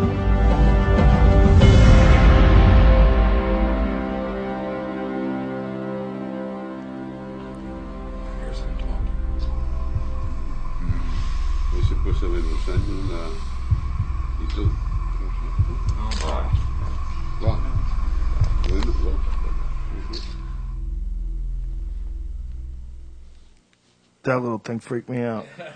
Really? Yeah. Well, you know, I don't mean to sound callous, but being a doctor, I've seen so many worse things. But it's actually fascinating. Well, that's fascinating. I mean, it freaked me out. Not that it's a dead body. I've seen dead things. It freaked me out that might be a life form. By the way, well, it was a life form. We know for a fact it was a life form. What it was is what we're investigating. And I think that one of our witnesses who was on a retrieval team of retrieving extraterrestrial bodies from craft that we had targeted, has talked about the fact that there are many different species that have been cataloged over the years. And at one point, I think it was in the late 60s, there were like 68 or 69 or something in that range. If you look at space and look at the stars, probably every stable star system has planets around it they're discovering. And there's the likelihood that there's an enormous diversity of life out there is a statistical certainty. Even the conventional astronomers and the Drake formula will support that. The question is, have they gotten here? Well, most probably wouldn't be able to, just like we weren't for thousands and thousands of years. But there's such hubris to think that, we're at the pinnacle of technology on Earth in 2013. We're not. I think that when you begin to look at the progression of technology, once you reach a breakout point, as we have in the last century here, in fact, most of the big breakthroughs in technologies no one knows about. They exist, but they're in a classified project. And that's, I think, as big or a bigger story than the ET story, is the fact that there is a cabal of, as I said, sociopathic, misanthropic folks who have decided their macroeconomic grip on power needs to be maintained through this sort of ruthless secrecy, and where they keep from the public this information, not because they think people are going to hurl themselves off the Brooklyn Bridge because we're not alone in the universe, but because when this comes out and this information comes out, it means that the sciences already exist so that we can get off oil and gas and coal. And you know what? A Goldman Sachs guy said that's a $600 trillion nut you're cracking right there. Trillion. And because if you look at all the oil in the ground, the coal in the ground, the commodities trading, the petrodollar system, the utilities, the internal combustion engines, all of that is defunct, extinct stuff, or should be. And so here we are cannibalizing this planet for no good reason except that there's a handful of folks. And you look at the sort of centralization of wealth and power there is in the world now. It's the most extreme it's ever been in human history right now, right this minute, this instant. So, there's 200 to 300 individuals and corporations that have over half the net worth of the world. You know the guy in the beginning of your video that says that you're a genius? David Wilcock. Do you know who that guy is? Oh, yes, I know who he is. Yeah. Mm-hmm. Do you know that he also thinks that he's Edgar Cayce reincarnated and shows you pictures of I have Edgar no Cayce idea. That's news to me. Edgar Cayce's friends and how his friends look like Edgar Cayce's friends. And really? You ever watched any of that guy's lectures? No, I haven't. Yeah. I mean, the team interviewed him, but I don't know. Might want to do a little editing. Might want to do a little editing with that one. Not saying that anything else in your documentary is bullshit, but that guy makes my radar detector go off. The evidence that this technology has been suppressed, is there evidence that like this free energy technology has been... Yes, there's a huge amount of evidence. And do you reveal this in this documentary? Yes, there's a whole document trail. And one of the things we got some years ago was a demand from the Department of Defense to the FBI that they turn over the secret papers of Nikola Tesla that were stolen. And we have this document. And, what happened to them and what were they trying to hide? The Federation of American Scientists, a very big mainstream organization in Washington that has a national security research project associated with the Federation of American Scientists, came out about 2 years ago with a report that there were 5,135 patents that have been seized under the National Security Act, and that some of these things were energy related. One of them, in 1971, was only a solar photovoltaic generator. We're from sunlight to electricity, photovoltaic, that was more than 20% efficient. Now, you can't even get that now, but meaning that it was probably like 40, 50%, turning sunlight directly into electricity. And it had a national security order slapped on it. And this mainstream scientific group says, how could that be a threat to national security? It would have been a threat to the domination of oil and coal and the petrodollar system. So, this is not a conspiracy theory. There are entities that have conspired. And you look at the wealth and power behind these entities. I mean, people have been killed for a lot less than this. It really is. That is such a loaded word, that conspiracy. It's unfortunate that it's necessary to use because it's been so co-opted. Well, I think it's really more about special interests and cartels always acting in their interest. And if you've got the power, you're going to use it. And you know what? Here's the problem. If the people allow it to happen, and I was just reading an article in the New Republic about this, that if you, whether you're letting Saddam Hussein or the Libyan dictator Muammar Gaddafi or whatever it is, or you have to give them that power. We give the power to the government ultimately by our passivity, and so ultimately, I'm not one of these people who runs around saying, "Oh well, there are these boogeymen that are doing everything, and we're just hapless creatures." If we're allowing it, if we're not part of the solution, we're part of the problem.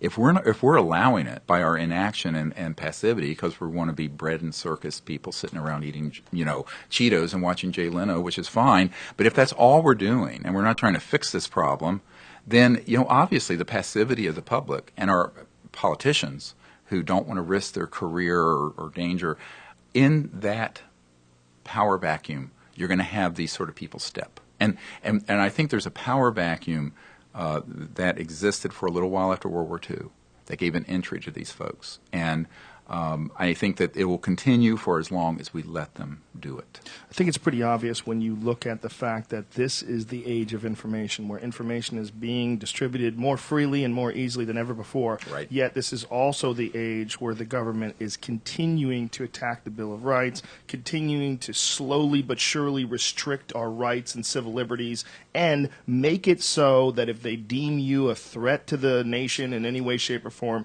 they can essentially detain you. They don't have to do anything legal. They don't have to contact your family. This is all stuff that's being passed now, and that seems to me to point to the fact that they're looking at this. Where's it going? If you look at it on a graph, if you look at it, if you project the future, well, it's going towards some ultimate free information space. And if it gets to that, then it's going to be revealed exactly how much fuckery's been going on for all these decades and how much craziness has been going on behind the scenes. And it's going to come to a point in time where the government's going to have to be accountable for where all the money goes every year in tax dollars.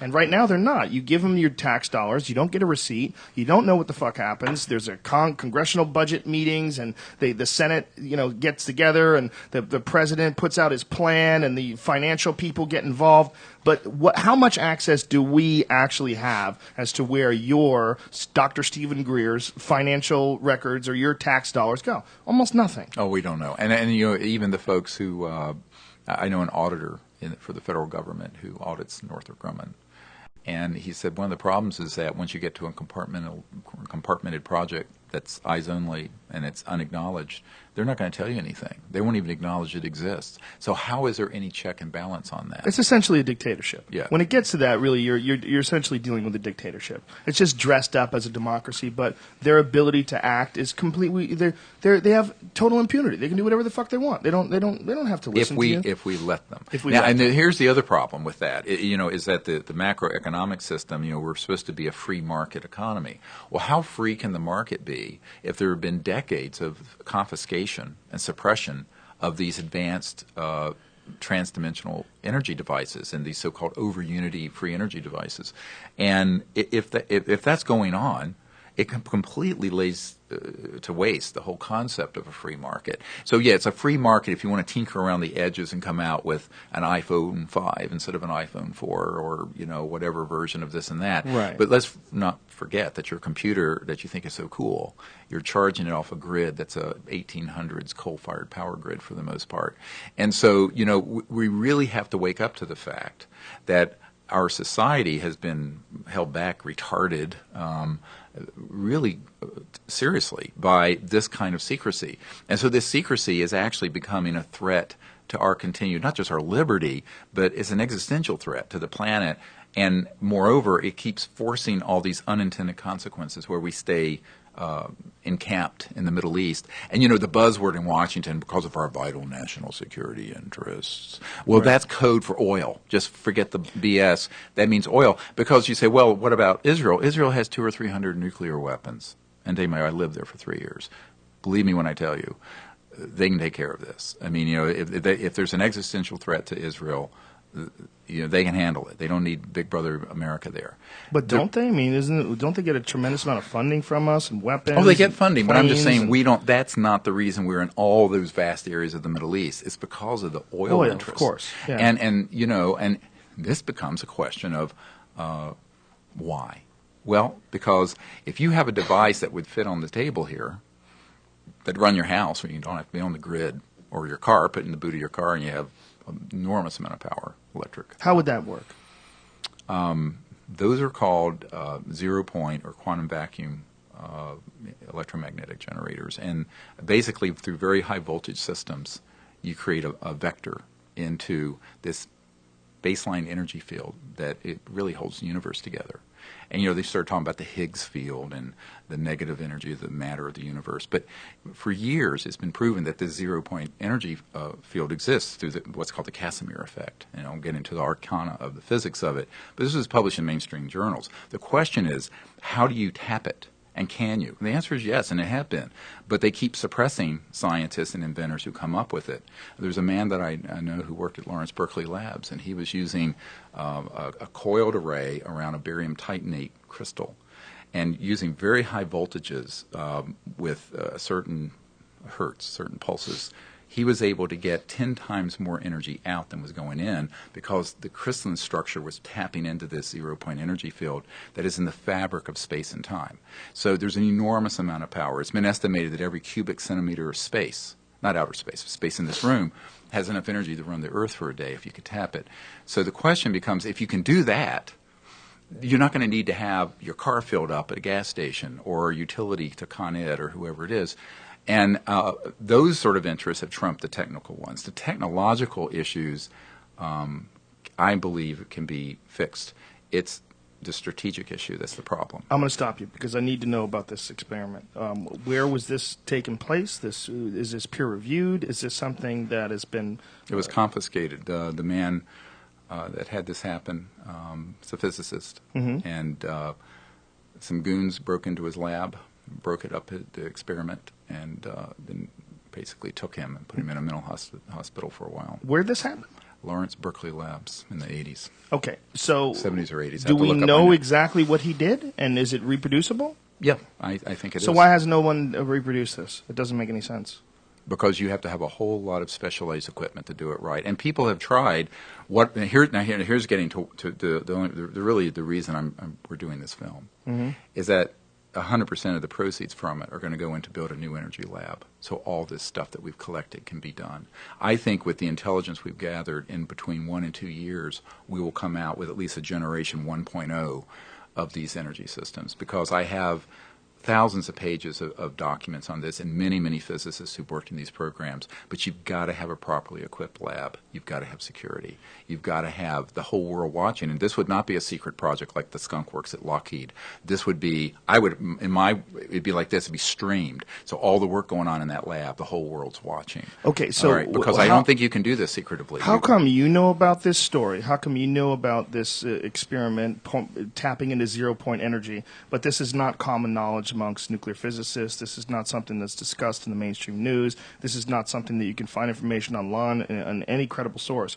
No one has it seems to me that if there was an experiment that tapped into such an unbelievably unlimited supply of energy like that, it would be impossible to keep this under wraps, that you would be able to keep the conversation under wraps.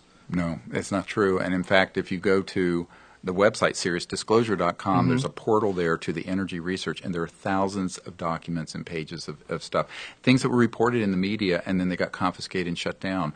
But you're asking this question as if academia and the media are operating freely, not mm-hmm. under these suppressive behaviors. And I think... Well, I'm asking the question, actually, because just the nature of human curiosity and incredibly brilliant, intelligent men that are out there that study energy, I would think that someone would look into this and examine it. Okay, well, there is. And in fact, one of the people that were funding for a while, before he got threatened by a former CIA director who went down to his SCIF, his Secure Communication Intelligence Facility, was an understudy of William S. Bender at the University of Washington. And he got threatened, and what did they say to him? In 1974, I think it was 74, he formed a company, and he's one of the most brilliant people I've ever met.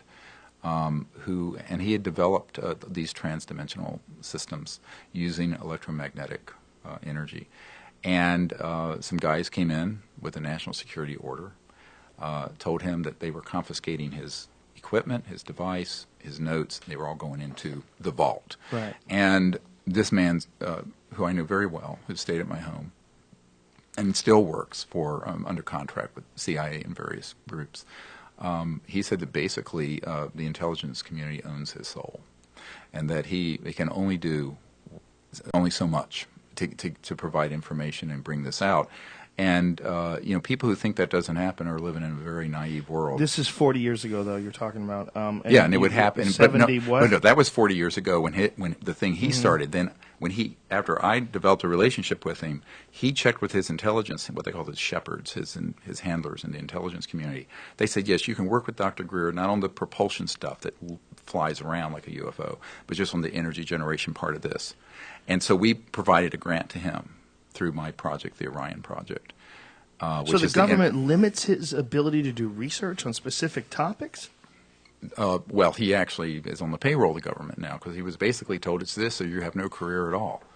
And if he had disclosed what he had invented in 1974 under the national security order he was hit with, he would have been imprisoned. So, and these exist. You can look it up. It's Section 180, 181 of the Patent Law and the National Security Act.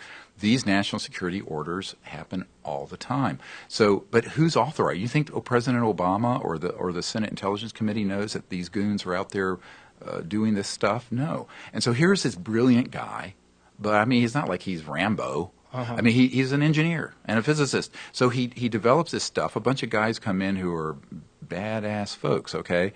And he's terrified. And so then all these years later, it circles back around. We get hold of him. And we say, look, okay, here's, some funds. Do this for us on a, generation 1.0 version of this, something, and check with your intelligence folks. And they cleared him. About the time he was beginning to put this thing together, a former CIA director with a bunch of goons came down in 2010, this is 3 years ago, threatened him, threatened his family.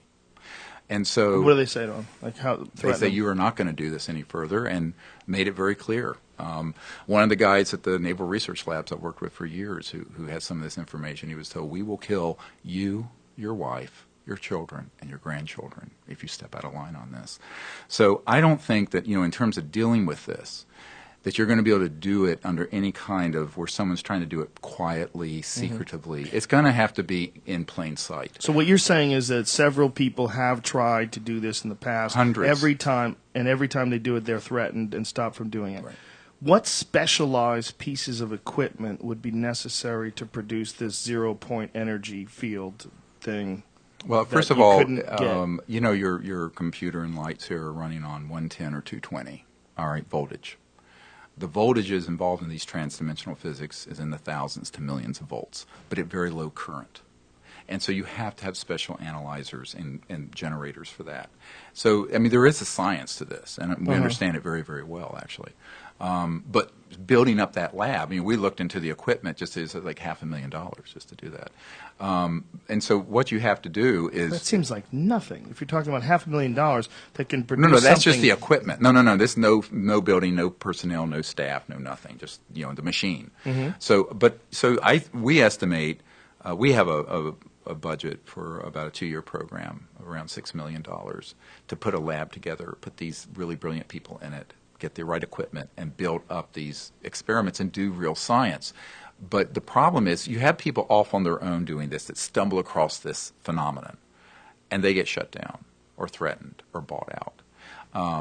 Then, you have the folks who will be, instead of threatened, they'll just be offered money. So a lot of people... Dr. Bearden tells this story of a man that had one of these generators, and he was testing it. It was a legitimate over-unity system. And then the guy disappeared. And the next time he saw the guy, he had a Ferrari and an Armani suit, and the guy never had a pot to pee in, as it were. And what we found with this is that a lot of times folks will just say, look, we're going to buy this. A lot of people don't believe that happens, and they think that's a conspiracy theory. It isn't a conspiracy theory. And this is why the Federation of American Scientists, when they said, look, there are 5,135 or something like that patents that have been seized, most people don't know that those national security orders can happen outside of the patent process. So even if you're not going the patent route, they can go in there and just seize the damn thing. And what are you going to do? They just seize it based on the idea that it's somehow or another a threat. Well, they use. I mean, it's kind of like the flag and the Bible. And you wrap yourself in these things to do all kinds of outrageous behaviors. Yes. But I mean, you can say it's national security. But as this one document from the Federation of American Scientists says, how could a solar voltaic system be a threat to the national security? Mm-hmm. It would be a threat to the special interests that are calling the shots. So the question becomes, who's really calling the shots on these sort of decisions? Is it in the interest of we the people? No. It's in the interest of folks who want to protect their cartels. What is your take on guys who have come clean before, guys like Dr. Robert Lazar? Is that guy full of shit? He's the guy from Area 51 that came back and said that he was back engineering some alien craft, and very compelling to listen to, very interesting guy. But from what I understand, Dr. Stanton Friedman questioned him and, in fact, called him a fraud and said that some of his educational background was kind of made up. Right. But and here's the problem with any case where you hang it on one person like that. Is very risky, and that's why I've tried to resist that. I mean, when we started putting together the people who knew about the nuclear facilities with UFOs coming over, I didn't want one or two. I wanted half a dozen or a dozen. That's what we have. But the more spectacular the case is, if it hangs on one person, and the other question is, where's the corroboration? So I think that's why we try to focus on that. Now, I will say that the areas out in the Nellis Range, and nobody, by the way, calls it Area 51, but let's just say that because Groom Lake, Pahut Mesa, S4, S3, S12. And actually this National Reconnaissance Office document from the 1990s lists those facilities there properly. Well, that's after blackjack control. They had to apply for additional land. Before that, they denied it entirely. Right. They had to apply for additional land because people were getting so close that they could film footage of some of these crafts that they were experimenting on, and that's not bullshit. If you've ever seen, no one knows what those things were, but the way they were moving was extraordinary. They moved unlike any craft that we know. I would assume that if you look at what we're doing today in all different parts of the world with drones, especially these drones that have Hellfire missiles that can be fairly accurate when you're considering that they're being operated by someone halfway across the world. Right.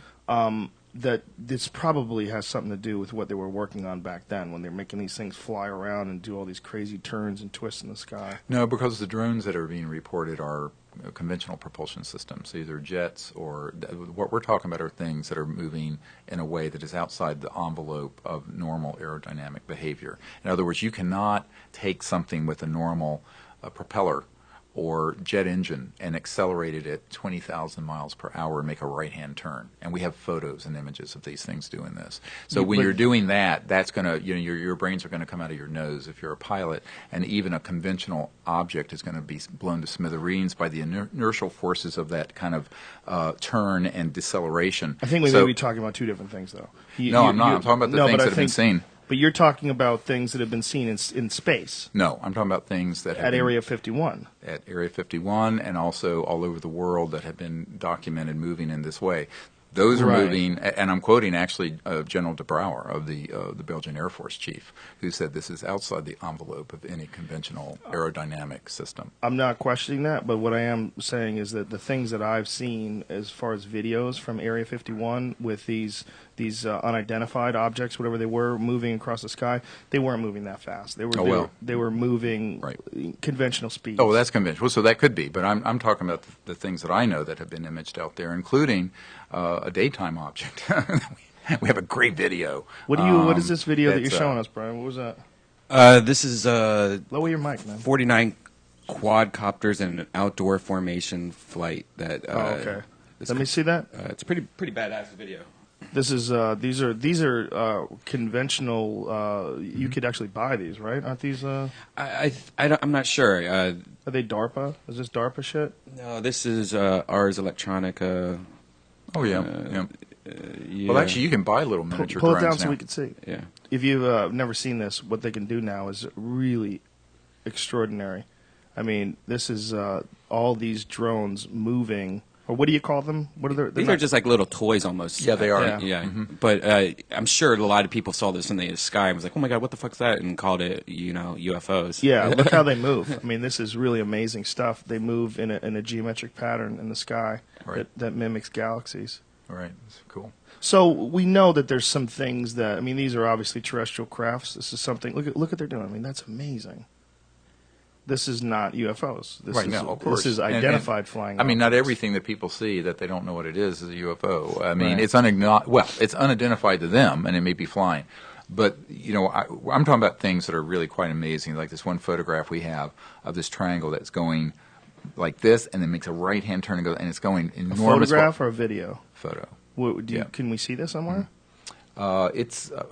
I don't know where it's going to be in the film, but it's going to be in the film. But it's available online, isn't it? I mean, it must be. I don't know. How long has this been around for? I'll have to look it up.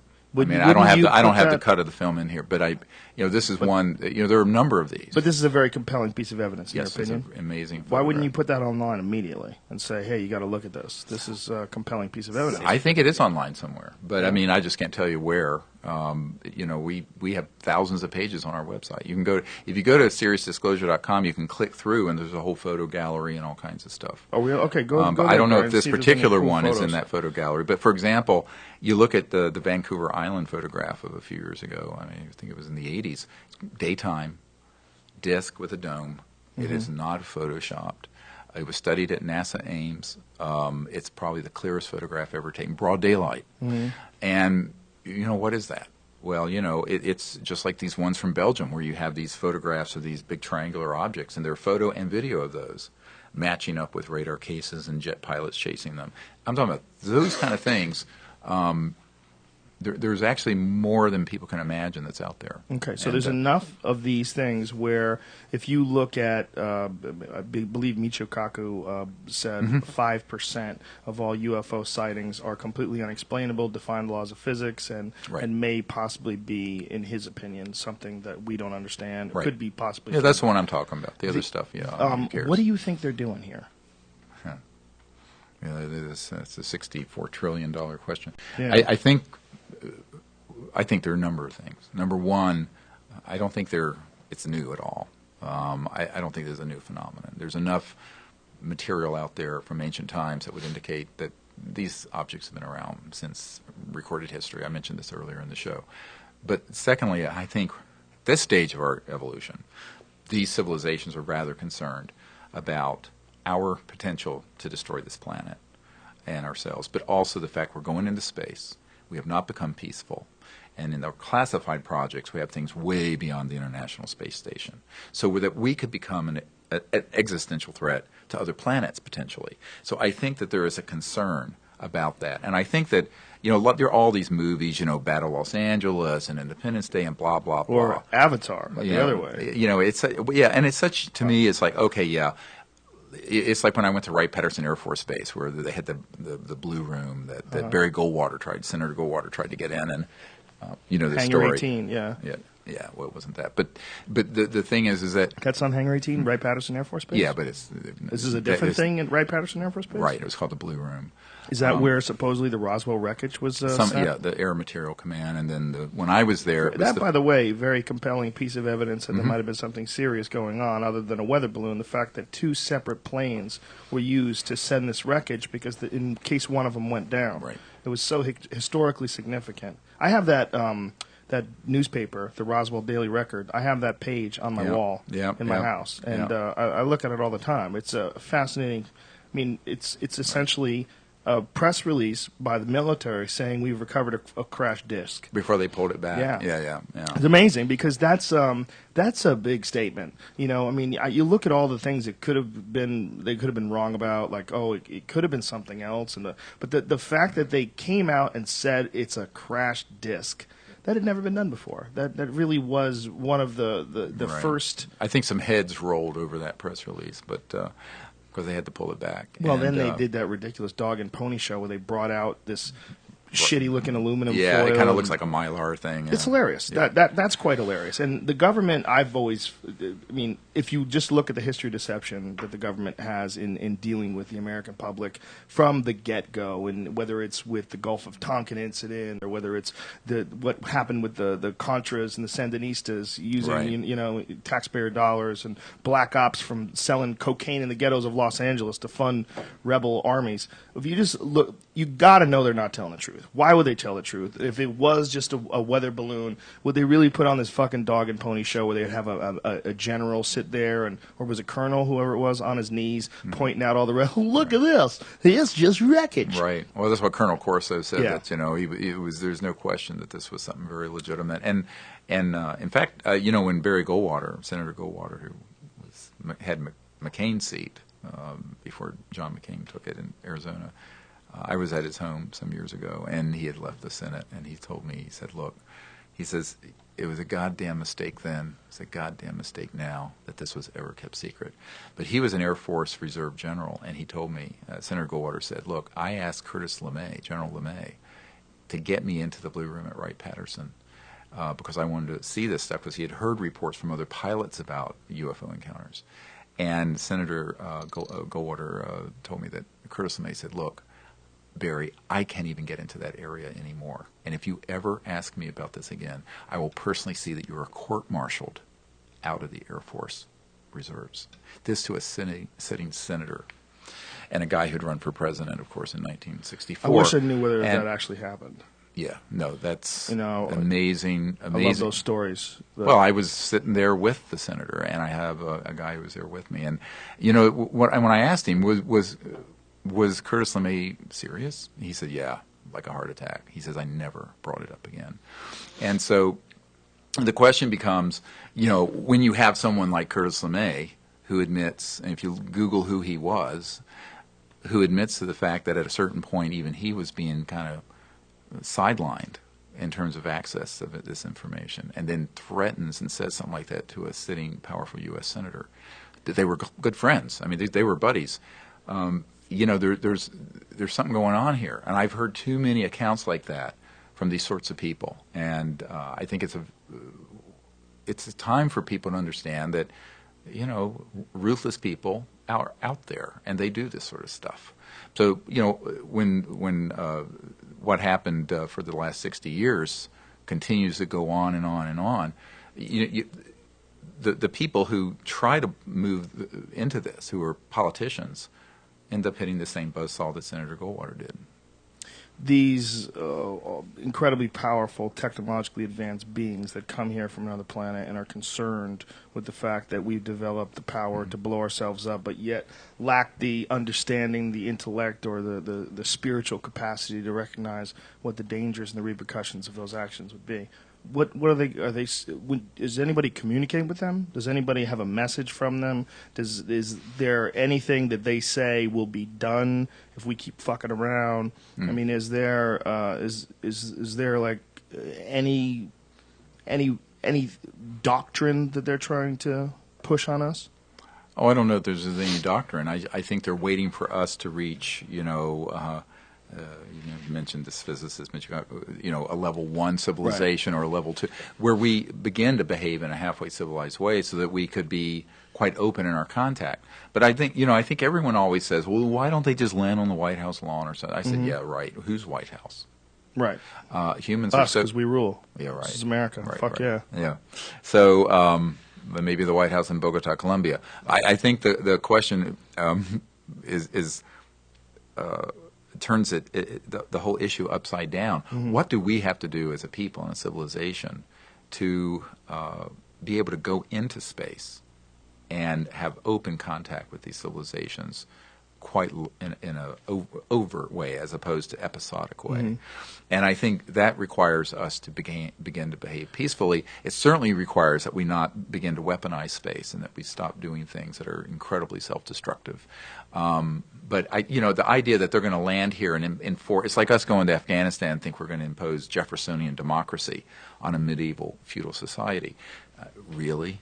That never has worked. So I think these civilizations are smart enough to know that that isn't the way this is going to happen. That humans, but the problem is that I kind of think we're running out of time to get some things right, things that should have been fixed 100 years ago, like living together peacefully, bringing out these technologies so we don't destroy the biosphere, eliminating poverty in the world. 48% of the public doesn't have a pot to pee in. Literally, they don't have indoor plumbing on this planet. 48% of the 7 billion people. A lot of people don't know that.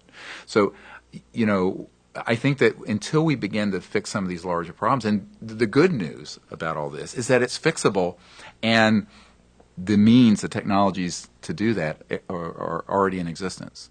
So if they're already in existence, and this science has been studied and suppressed for decades, it means that we as a people have to come together and say, all right, we're going to do this. And I think this is why the sort of, I hate to use the word activist or advocacy, part of what we're doing is that people are always expecting someone else to do this, and I think people have to say, no, each of us have to be responsible for the planet and for our future and kind of creating a good future. You can't look to Big Brother to do it, and I don't think you should look to the ETs to do it. It's not that they're not going to help us if we at some point we reach a point of being functional as opposed to dysfunctional. But I think the prime movers have to be the people, we the people. And my mom's family were some of the original people in the American Revolution. In fact, terrible to say, we were some of the first prisoner of war with the British. But I think about the fact that here you had this ragtag bunch of people in the American Revolution taking on the most powerful navy and most powerful empire in the world at the time, the British Empire. I think people have to see that within the human spirit we have the means to do this. And a lot of people give too much power to where I don't think it should be provided. To these covert groups and these sort of cartels. I think, again, I'm getting back to this idea of empowerment where we have exactly the power we're willing to manifest and no more. But if we're going to sit on our hands and expect someone else to do it, we're in trouble. And there's been too much of that. And there needs to be, I guess, some moral courage here. And I this is what sickened me about, the politics of the media and, all these scandals like you were talking about with Petraeus and, during the Clinton era, the Monica Lewinsky thing, I call it the blowjob heard around the world. That it's just so much nonsense.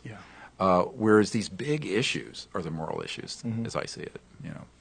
Well, I think if you look at us as a being, as an entity, and our progress in this on this planet, it's so staggering over such a short period of time that I think our minds, our ability to pass down information, all of these things lag behind. We're essentially waking up in the middle of history.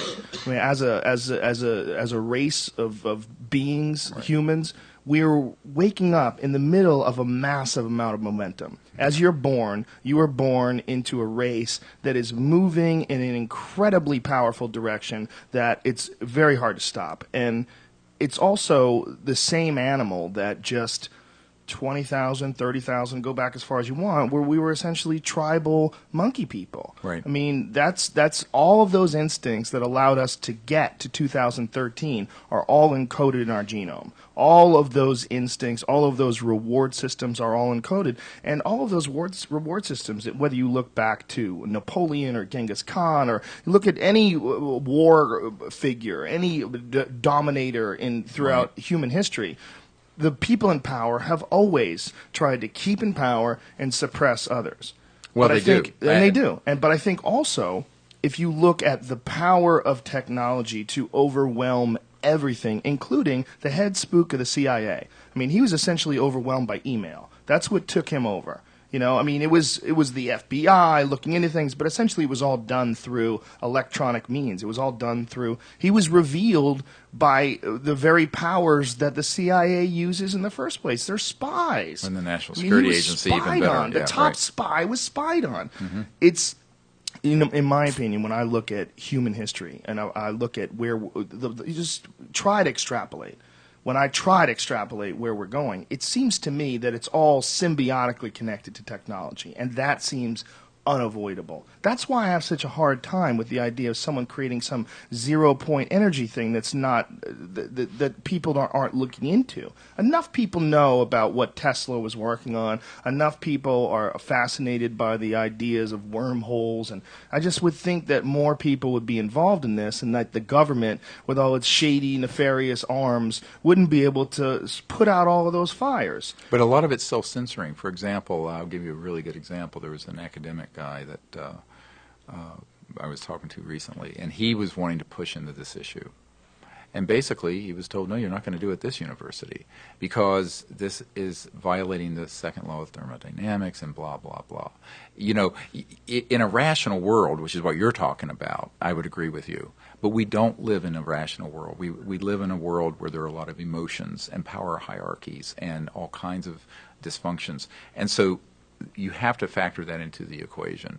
And I don't think you can underestimate the reach of the national security state, not just here but around the world, to put out these fires, no matter how many times they try to surface, unless it's done in a very large way. And I didn't believe that, and I've learned the hard way trying to do it in a smaller fashion.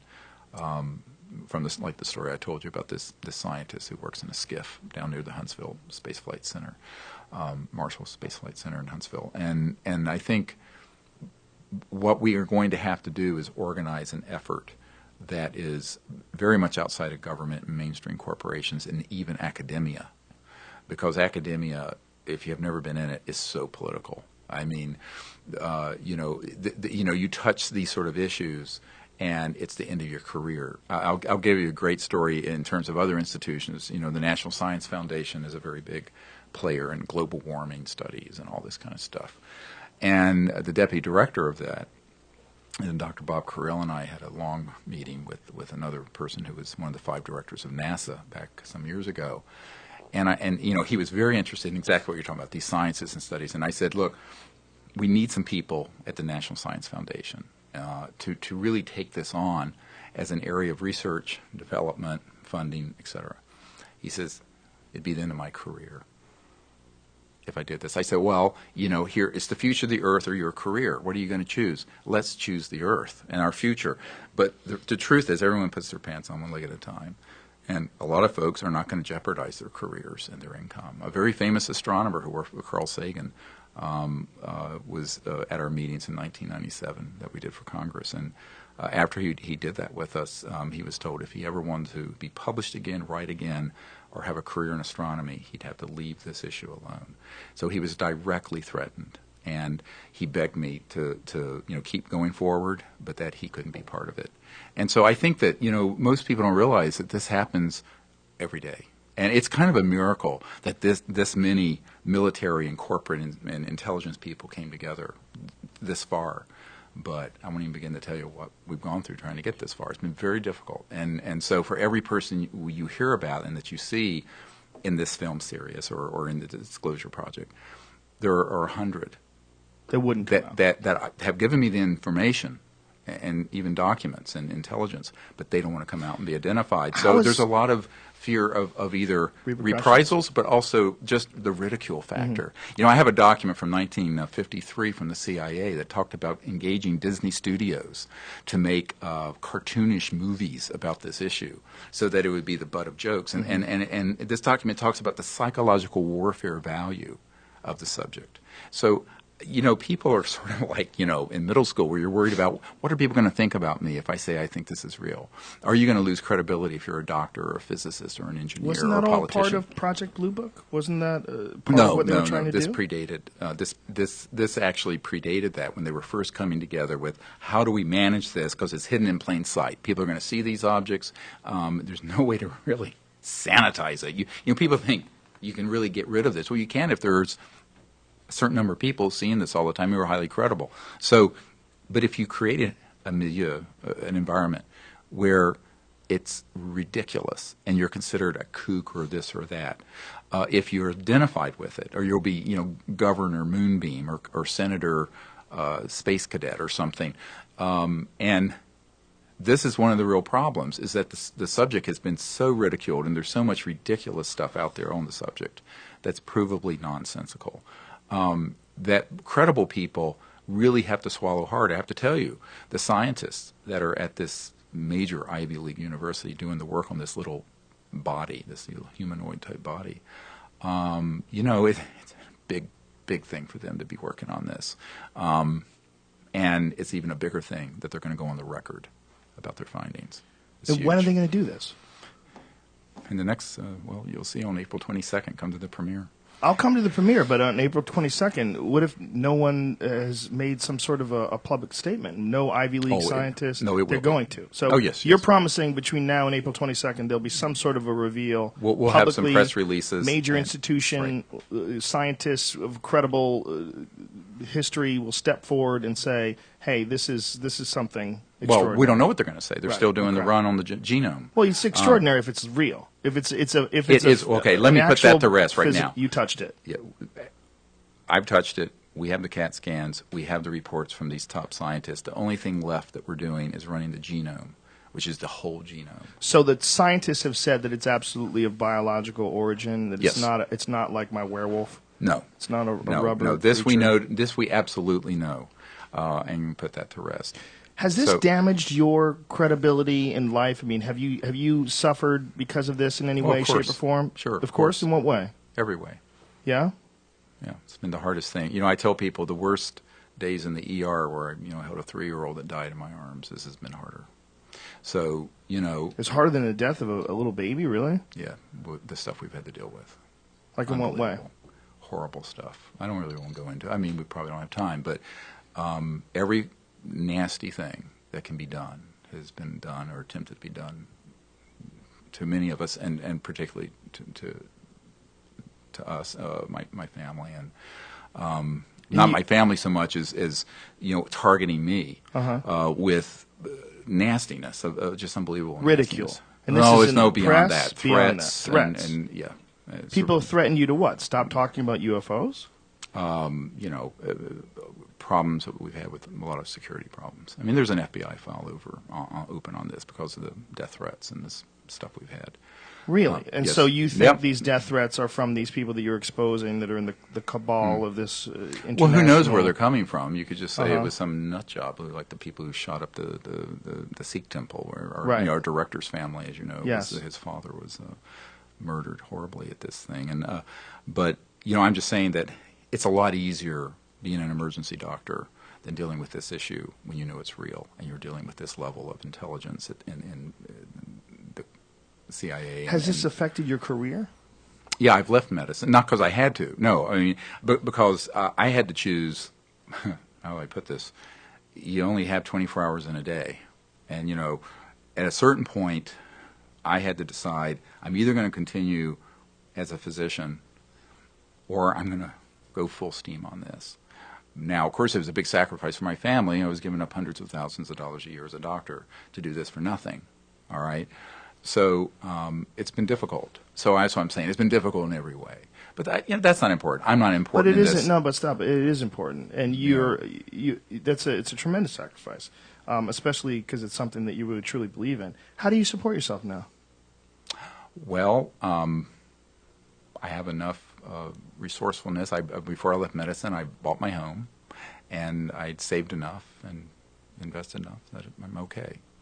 And then I have a little bit of income from some of the books and things, but I mean it's very modest compared to what I would have been making. I probably in the aggregate have given up around somewhere in the neighborhood of $5 to $6 million in income doing this, which I actually don't regret at all because I don't care about the money.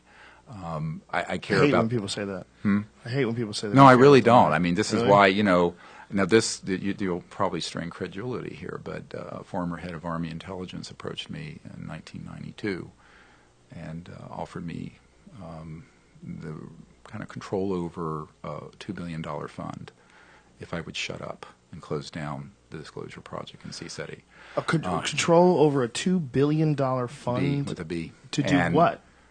What did he want you to do? He just basically wanted I could do anything with it so long as I would shut You could just go big pimping, giant yacht, Ferrari. Who knows? No more Dr. Greer. And then, when I said, no, I'm not going to do that because I really believe that this issue needs to be dealt with properly, the guy went to my wife and tried to convince her to convince me. And this, this is the kind of nonsense. Did he want you to work for him, or he just wanted you to shut up? Yes, he wanted me to merge what we were doing with some operation he had, which would have basically subsumed it and co-opted it. And I said no. And then he made another run, and I said no. And then about a month after that, all over the internet, it came out that I wasn't even a doctor. Here I am in this emergency department, and it's a bunch of goons put out there that I'm not even an actual MD. And I'm there, up to my eyeballs in blood and guts in the ER, and this thing breaks. So, they do all kinds of disinformation and psychological warfare stuff on people. But I don't really mind that that's happened. What I'm more concerned about is the people who have the knowledge and responsibility who don't do the right thing, because there's no way that I can do this by myself. And what I was really gratified to see, and I'm still gratified to see, is are all these people, military men and women and others who've come forward very courageously, academics like the ones doing the work on this potential little humanoid creature, which is a real creature. What it is, we don't know, but it's really a courageous thing for these people to be doing that. The people who led the charge in France to release all those documents, I know the backstory to that the public doesn't know, and it was very controversial. So, this is the kind of courage we need to get the truth out and to go forward as a civilization. And so, you can't buy it. You got to have it. You got to manifest it from inside. Are you getting income from this? No. You don't get any income from this? No. This is, and what's beautiful about Sirius, the movie, is that it was all crowdfunded. No one on my team has taken any funds from it. It's all gone into the production of the movie. You don't even take a salary? No. Oh, no. No, it's all gone into the film. But you list expenses. Don't you list several hundred, like $270,000 or something in expenses that you charge to create this film? That's the production company, because I'm not a filmmaker. Right. And don't ask me to turn on a camera. So the money goes to this production company, and yes, and then of course we're gonna, we have to organize the premiere, and of course being crowdfunded, you have to fulfill all the incentives for the crowdfunding. I don't know if you know how crowdfunding works, but I want to thank everyone who's listening. By the way, did you do for the generation or something along those lines? Yeah, we did Kickstarter and then our own private program, and we have like 4,000 people who have contributed funds to this, which is really a huge number of folks. And by the way, all of you folks who've done that, I just want to, can I say this? The premiere is going to be here in Los Angeles on Earth Day, April 22nd, at the LA Live, the Regal LA Live Cinemas downtown, the Premiere Theater. And so that's April 22nd. If you want to come, you can kind of sign up and get tickets at SiriusDisclosure.com. I'm writing that in my calendar right now. I'm going to try to make that. That sounds really fascinating. Hey, tweet it for us, and you're invited to come. You'll come as my guest. Please, I'll tweet the shit out of it. I'd love to have you as my guest if you want. I would love to go. We're going to have a red carpet, and we're going to invite some other people here in Hollywood and in the business. And it's going to be an exciting event. The theater only holds 809 people, of which about half of those seats are already spoken for. But those of you who want to come, just hop online, and the system is set up so you can do it all digitally. It's not going to be tickets at the door though. Okay. What is this thing that you're doing where you lead people out into the desert and you have them make contact with something, ethereal crafts and beings, and what is that? Well, that's the whole CE5 concept I was talking about, Close Encounters of the Fifth Kind, that we're using these different protocols. And by the way, there's a smartphone and an iPhone app for this that you can get at SiriusDisclosure.com. So that it has all the it'll actually turn your phone into a magnetometer. It has the tones that were recorded in this crop circle of this weird energy that came into the crop circle. I can get this on my phone right now? Yes, you can download it. What is it called? It's called the Contact app. I'll you can go to SiriusDisclosure.com, and there's an icon there, and you can link, and it goes to either the iTunes store or the Android store. Okay, and tell me what happens when you take these. You'll take anyone out there? Do they have to go through a screening process? Yeah, there's an app. I mean, it's a course. We do about a week training of people in remote viewing and the protocols of contact and sort of the whole concept of it, but also how to look at the night sky. You go out with satellite charts. We have 4th generation night scopes. We have really good cameras. And, you know, in fact, we're going to be doing one in Colorado in June in the high desert. I have some land up there. What is the actual name of this app? Because there's a couple contact apps. Well, again, you have to go to SiriusDisclosure.com, and there's a link there for it. You know, the name of it will be on the site. You don't know the name of your own app? You know what? I have so many irons in the fire. I think it's called ET Contact App. Oh, ET Contact App. Let me try that. Yeah. ET Contact App. So, and explain to me what happens here. You have a course, and in this course, what do these people do? The idea is that we want to teach them. Right? That's your signal. Yeah, symbol. that is. Okay. That's the symbol. So, I just bought your app. Powerful. Okay, so explain to me. Where would someone sign up for something like this? Mm-hmm. Yeah, and we do these expeditions a few times a year. I used to, you know, there are only about 20 people who are allowed to come now. 20 at a time? Because I can't handle more than that for a week out in the desert or out in the mountains. But and I just don't have time to do it more often than the 4 or 5 times a year that we do them. So you essentially do it quarterly. Mm-hmm. You yeah, seasonally. But the schedule is up at SiriusDisclosure.com. There's a place. Where do you bring these people? It just depends. I mean, like the next one's going to be in the high desert of Colorado at about 8,000 feet.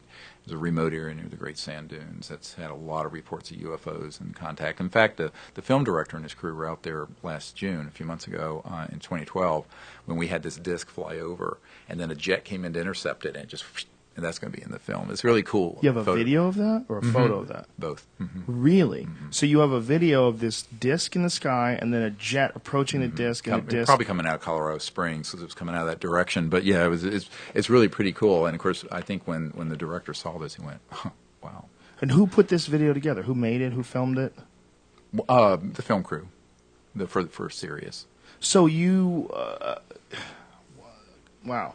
So you have this. You have. I want to make sure that I'm real clear of this. You have thousands of these videos. Well, there's one. If you go again to this website, you'll see that there's a section for where the contact expeditions and the CE5 expeditions. And a couple years ago, we were up on. There's a mountain north of here called Mount Shasta near the Oregon border, in the Cascade Range, and it's a volcanic mountain. And we've gone up there a number of years, and we've had these objects that have appeared, and one of them was actually in the field. We had our night vision camera running, and it lifted up and does this, and then does like this corkscrew and dematerialize in the sky. We have this on videotape, and it was during one of these expeditions, and it's a really amazing bit of video. Is ball lightning a real phenomenon? Oh yeah, sure. And but that's not. This is clear skies, no weather. But coming up from the ground.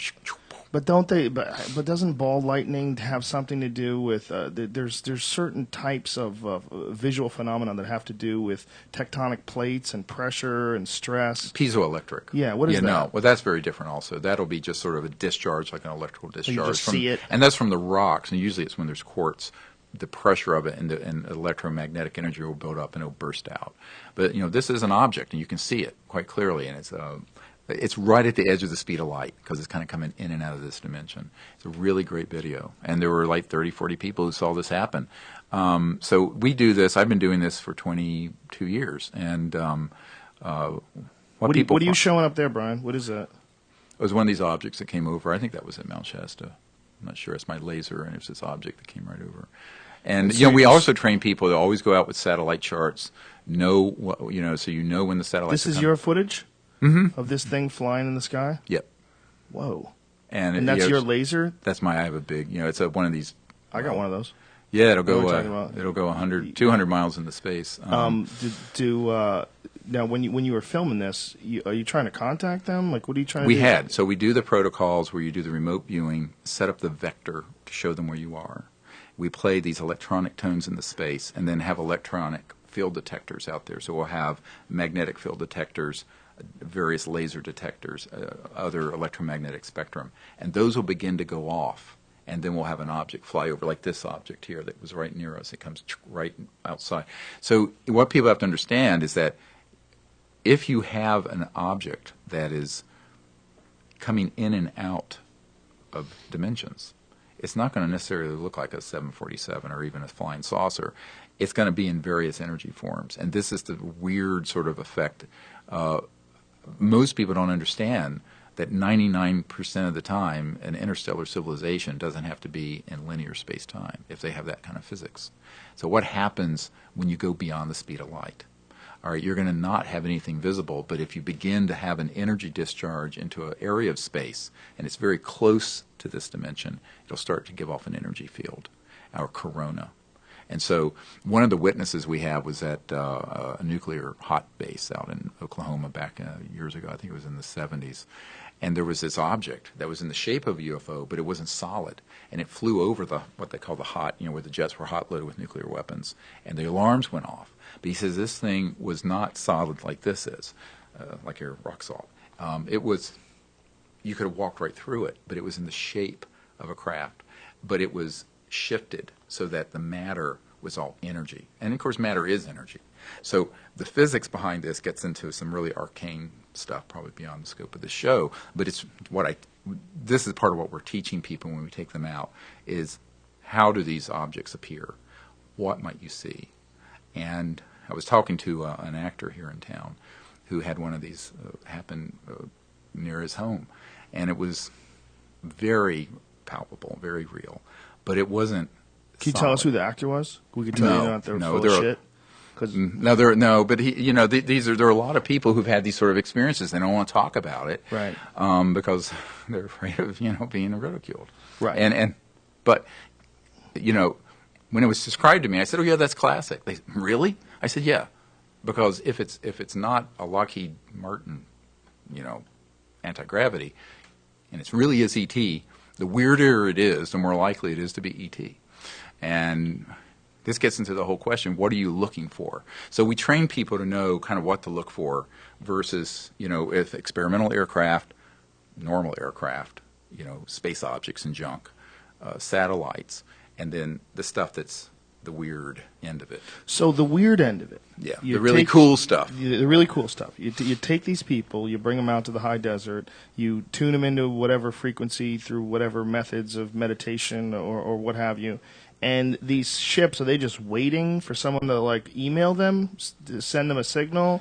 You know what I think? I think that they've actually been waiting a long time for people to do something besides just passively look at them. Do they have to? But what I'm saying is, do they have to load up the ship? Hey, we got some fucking people in the desert. Everybody, get on board. Let's go. How are you getting them to manifest? I'm not getting them to. But how is anybody getting? How is the signal being recognized by them? Because I'm quite convinced they have electronics that pick up on this, what we were talking about earlier, this conscious field of coherent thought. And this is, again, the most controversial end of what I'm doing. To me, it's the most interesting also. Before I was a doctor, I was a meditation teacher. I don't know if you know that. But no, I didn't know that. Yeah. What type of meditation? Mantra and Vedic. So Okay. I was Vedanta and Vedic meditation. I learned Sanskrit and learned to teach people meditation. So that was my first sort of career, if you can call it a career. It was an avocation as much as more than a vocation. But and it was because of the result of this near-death experience. And I began to realize that really the thing that is most intriguing about all this is that free energy is like late 1800s to mid-1900s. Anti-gravity, mid-40s to mid-50s. The science of consciousness and the interface between mind and matter, mind and body, mind and thought and electromagnetic systems, that's the really cool stuff. And that's, to me, most people know me for the Disclosure Project and these other things, but to me that's the most exciting part of this, because that is the frontier. The final frontier is not space, it's consciousness. So you take these people out, there's 20 of them, and you spend how many days out there? It's usually 6 days and nights. And so we go out. During the day, it's more a teaching module and teaching them remote viewing concepts, science of consciousness, other information they need to have. Then we go out at night, usually from around sunset till 1 or so in the morning, sometimes 2. And we're out in the stars, making observation, doing the remote viewing practice, and then people go home and do it. There's now something like 11 or 1,200 teams all over the world doing this that have picked up on this idea. It's really a phenomenal thing, and people are having amazing sightings and experiences all over the world. There's a global CE5 initiative going on, and it's really when exciting. you keep saying CE5, you Close mean Close Encounters Encounters of the Fifth Kind. Kind, which is visual? No. What is okay, let me explain kind? that. I'm sorry. We back up. Because I know the movie, The Third Kind. Yeah, that's Steven Spielberg's movie. Yeah, that's how I know this. Yeah. Most people are probably like me. They don't okay, know and the what fourth numbers kind are. is when someone feels they've had contact and been on board. The fifth kind is a term that I launched and the concept of in 1990, which is when humans, instead of passively having, so all those others, Close Encounters of the first, second, third, and fourth kind, are passive because you're sort of either seeing it or it's a landing thing or what have you. A Close Encounter of the fifth kind is when a human does something interactive.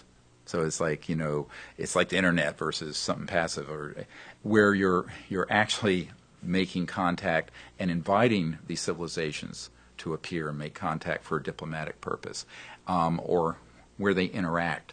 And Dr. Haynes at NASA, Ames, put together a great book based on my initial research on this called Close Encounters of the Fifth Kind, CE5, where he collected cases.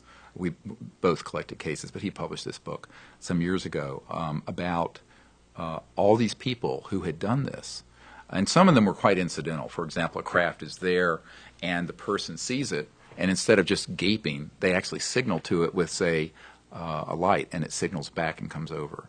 The more interesting ones are the ones I discovered, which is what happened to me when I was 18, where you see a craft and you just think, move to the left, it moves to the left, move to the right, move to the right.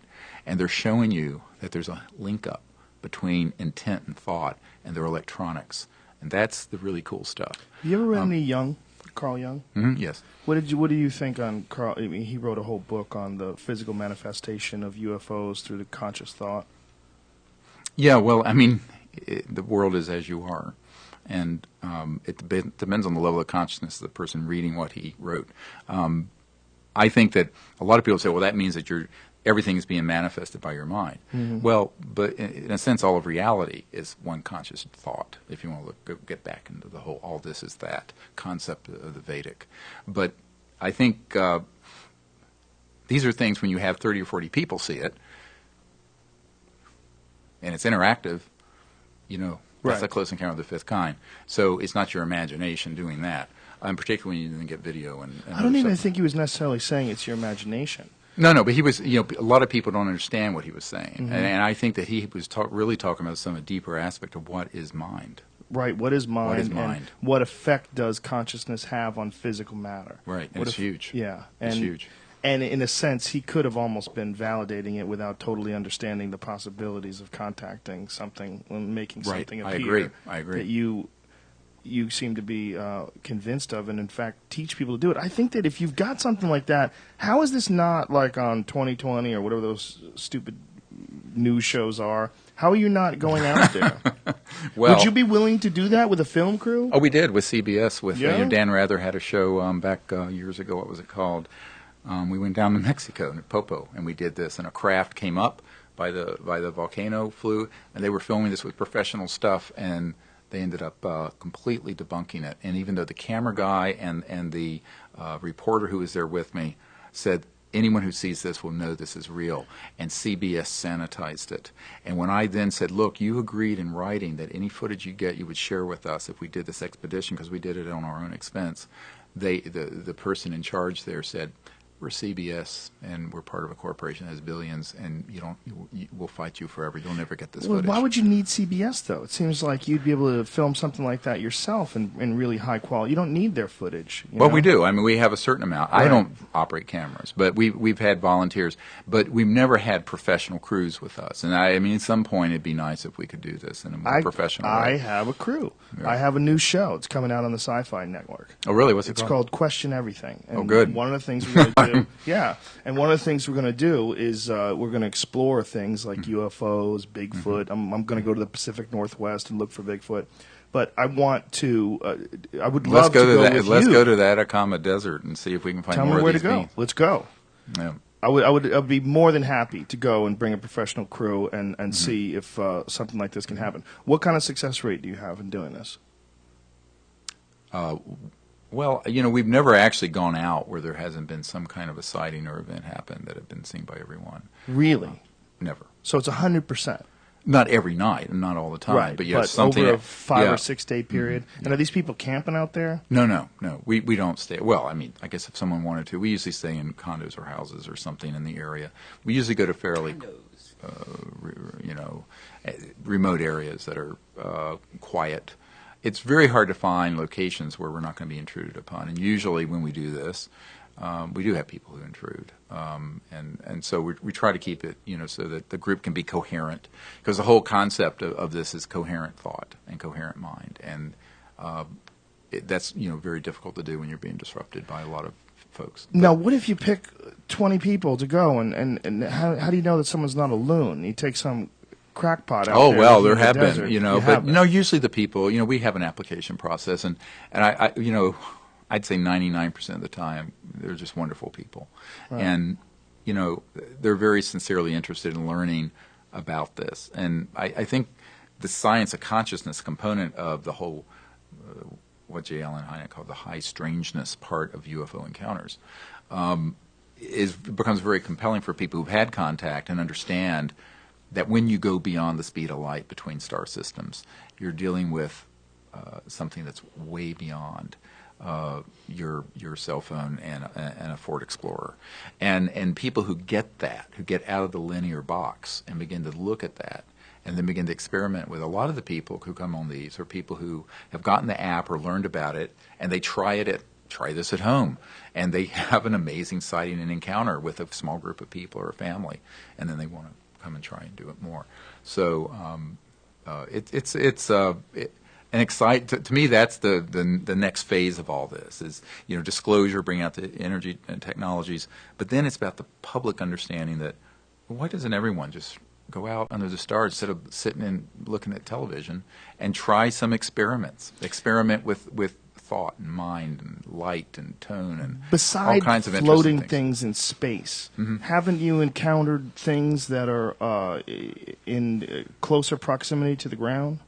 Oh, yeah, and some very odd photographs of what you might call transdimensional images that look like almost like a hologram of a being that floated right outside of our circle at Joshua Tree National Park, not too far from here, back a few years ago. You have photos of this thing? Yep. Where can someone see that? It's on the website, SeriousDisclosure.com. If you link to the CE5 part of it, there's a whole section of this strange luminous thing. The photograph of that, it was a 3 or 4 second exposure. And what was seen right before this happened, which is really important for people to understand, was something about half the size of about the size of my fist or a little bigger. It was like a sphere that floated over the desert in November of 2009. And several people saw it. And then we heard what sounded like a group of people talking. But with our night scope, there's nothing there. And then, so a woman on my team took her camera and just had a 3 or 4 second exposure, took a photograph, and in that area where this had happened, there was this being that was... And did you see this with your eyes, or is this just... No, because this would have been in a flash, but it's in the digital... Is it possible that it's just an artifact? No, it's not an artifact, absolutely not. Why is that not possible? I mean, flashes always produce artifacts. They produce She did not use a flash. Oh, okay. It was visible. The flash was... So in other words, this was no flash bulb. We don't allow flash photography when we're out. You got to have good night scopes. You have to have good cameras. You can adjust the ISO and the aperture and all that. Campfires? No, we never have campfires. No? There's a complete darkness. The most you're going to see when we're out there is maybe an LED on a camera. So whatever this thing was... We know what it was. You think it was... Yeah, I'm very confident about what it was. Have you ever been aboard a spaceship? No, well, I've had some really amazing contact experiences that are classic, and they, I had one when I was having this when I was 18 years old up on this mountain up in, and it wasn't at all what you hear about in the literature, because it was more in this transdimensional element area. And that becomes the whole question: is what part of what people are reporting is real and what part is Memorex? And this is something we haven't talked about yet. But what is the capacity for the intelligence community to hoax contact? And it's substantial. Really? Yeah. You think a lot of people, they're hoaxing contact? Yeah, for scaring the hell out of people. Like in what way? How do they do that? One of the things we learned about a number of years ago is actually not something I discovered. There was a man here who was looking into what are called military-related abductions that are made to look ET but aren't. And you get into this whole question of what are they able to stagecraft for its psychological warfare value. And I have a document that's actually going to be in the film, and it's from the Strategic Studies Institute, talking about the staging of abductions and other scary things to create fear around the UFO issue. So they create an artificial spacecraft and abduct people? Well, they might use they may use what's called an ARV, an alien reproduction vehicle that's man-made. They may use robotic things that are called PLFs, programmed life forms, that are man-made but look very ET. Programmed life forms? Yeah, PLFs. They have life forms that are like robots, essentially, that move around like people? There are reports of that, and in fact, reports of that. And I think there's. If you believe that though? Oh yeah, I think Stan Romanek. If you look at the photograph he had of this thing, I think he was on Larry King or in some other shows, and this thing Boo that goes up and down. He's got a photo, and then there's a video that he hasn't released, but I've seen it, and other people on his team have seen it. And it's this very robotic looking. It looks like a quote alien, but we know it isn't. I mean, so the question is, why would they want to do something like that? I think if you can put enough information out there to scare people, why not scare them? Well, it seems to me, though, that, look, the highest level robotics experts in the world today are pretty open about their work, because they're showing. I mean, they're showing periodic improvements to the general public, like the DARPA robots, what they're doing in Japan. No one has come anywhere close to doing something along those lines. Not only that, they all have an external power source. Well, but you're assuming that the things that you know about are all that they're in existence. But it's like saying that because you haven't flown on one of Lockheed's or Northrop's anti-gravity devices, they don't have those either. I think that do they have those? Yes, they absolutely. do. 100%. Yes. How does and it Ben work? Rich all but said so. Who's the head of Lockheed Skunk Works. So these are a lot of the things that people will see out near the Nellis Range, or so-called Area 51, that are moving in these ways we were talking about earlier. Those are man-made. Those aren't ET. And if you go all the way back to the 40s in Germany during World War II and after, they were doing a lot of experiments with things that do electromagnetic lifter effect. And going back a little further, you look at T. Townsend Brown in late 1920s, and then also the Klosky-Frost experiment, where they actually were able to create this effect of levitation and movement. So, again, there's a whole science here. And in the open aerospace literature in the late 40s and early 50s, they were saying the next big thing is gravity control and anti-gravity stuff and da-da-da-da-da, and then it went black. You can't find it. And one of the guys that I work with at the Naval Research Labs, which is the largest Department of Defense lab, told me that it was October of '54 when we really mastered gravity control, and all those projects went black. They just disappeared. But up until then, you can go back and find, and there were in the literature. Now, the fact that your average person at MIT doesn't know about this doesn't mean it didn't exist. And I think that there's a whole history of aerospace and technology that's hidden. Similarly, there's a whole history of robotics, genetics, biological studies, and what have you, and that have also been kept very classified. You are either one really nutty dude, or you are a guy who has tapped into one of the craziest pieces of information that's being suppressed from the American public, and there's no room for a middle ground. You know, Well, I know that every word I'm telling you is true. I believe you. I believe that you believe that every word out of your mouth is true. I do believe you.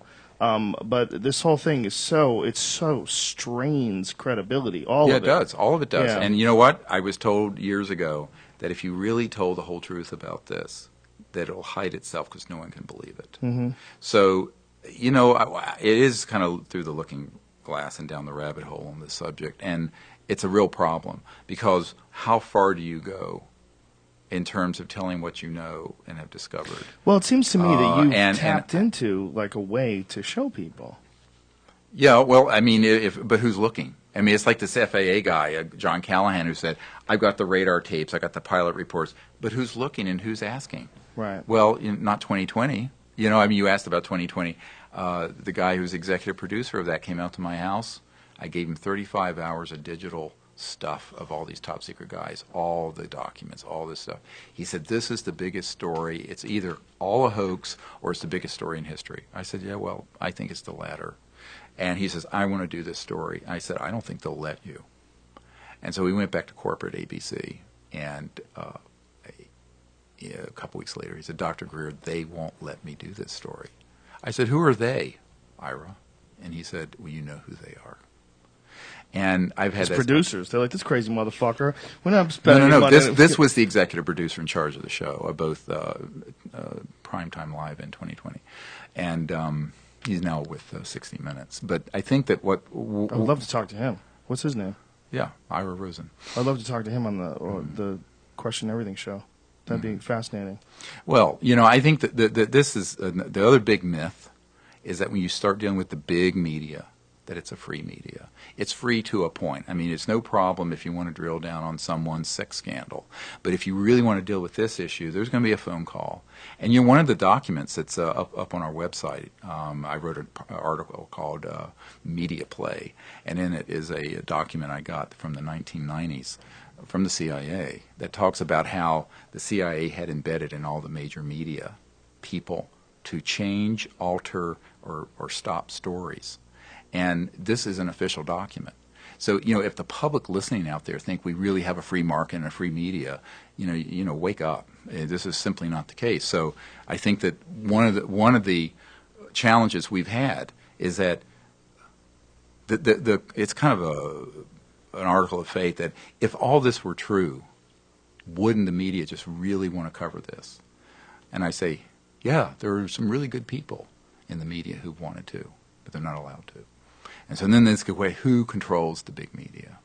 But I'm not talking about your show. Yeah, because I mean, how many shows are out there dedicated to looking for UFOs? There seems like there's quite a bit, and those shows are owned by, you know, big media companies and networks that promote these shows. Yeah, you think it's just bullshit, and what they're doing is paying lip service to it and not really looking, and they're just covering the controversial aspects of it to get viewers? Yes, I think a lot of it's shock and drivel and bread and circus. And I think that you then ask the question of, you know, years ago when I was on Larry King, and afterwards I got this note from his producer that said, this is one of the most popular shows we've ever had.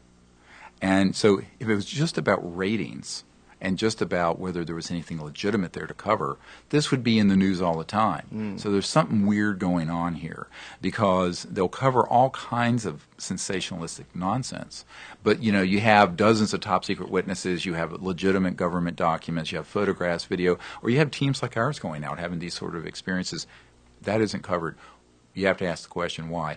And I think the wonderful thing about 2013 that didn't exist 5 or 10 years ago, Twitter, Facebook, video on demand.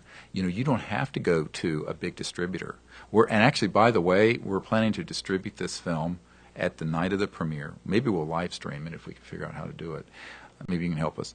I'll be happy to. We need help with it, actually, because we're actually out of funds to do this production. We'll contact Brad at Ustream. Yeah. We'll live stream the shit out of this bitch. Yeah. And so what we want to do at the premiere is live stream it and then have the thing, and then it'll be VOD, video on demand, so that, you know, there's no chokeholds in the big media. And then, you know, you couldn't have done that 5 or 10 years ago with any kind of value. Now you can do high definition, you can do really good video on demand. And we're going to do this so that everyone can sign up to be an affiliate distributor. So that basically, if you want to distribute the show, you can distribute it, And the people who see it, there'll be a small fee to see it, and then you'll have part of that. And you just build that out, because what we want to do is make this thing go viral so that we don't get into the chokeholds of the big media. Because, my experience with it is that I'm very, very skeptical of the big media doing anything with this until they have to. And then it becomes where there's too much noise out there, we have to give it a little bit of lip service, and then we'll take it off again. So that's why, by the way, that's why we did this crowdfunding for this. It was that we really wanted the people to have a stake in it and to move the film Sirius forward. Because if you went to a studio or a group of investors, you don't know what they're going to do with it if they control it. This way, the people own it. So. Well, listen, man, this is a fascinating subject. Like I said, it's one of my personal interests, and it has been since I was a small child. And to talk to you was a real treat. I really apprate it. I really appreciate it. You put your neck out there, man. You say a lot of nutty shit, and it takes a lot of courage to do that, or you're crazy. I'm willing to believe you. I mean, I'm willing to be completely open to the point of I'll go out to the desert with you. I'll do whatever it is. I'm fascinated by all this stuff, and if what you're saying is true, it is one of the most mind-blowing things our society is ever had access to, has ever been able to encounter. I mean, right. It's pretty crazy shit, man. Well, welcome to the new millennium, because now it's time. Here we go. I hope you're right. I mean, I hope this isn't just crazy talk. April 22nd is the day. It's in Los Angeles at LA Live, which is where? It's the Regal LA Live. The Regal LA Live? Mm-hmm. And how can people either find out about this or get to this, or if people want to go?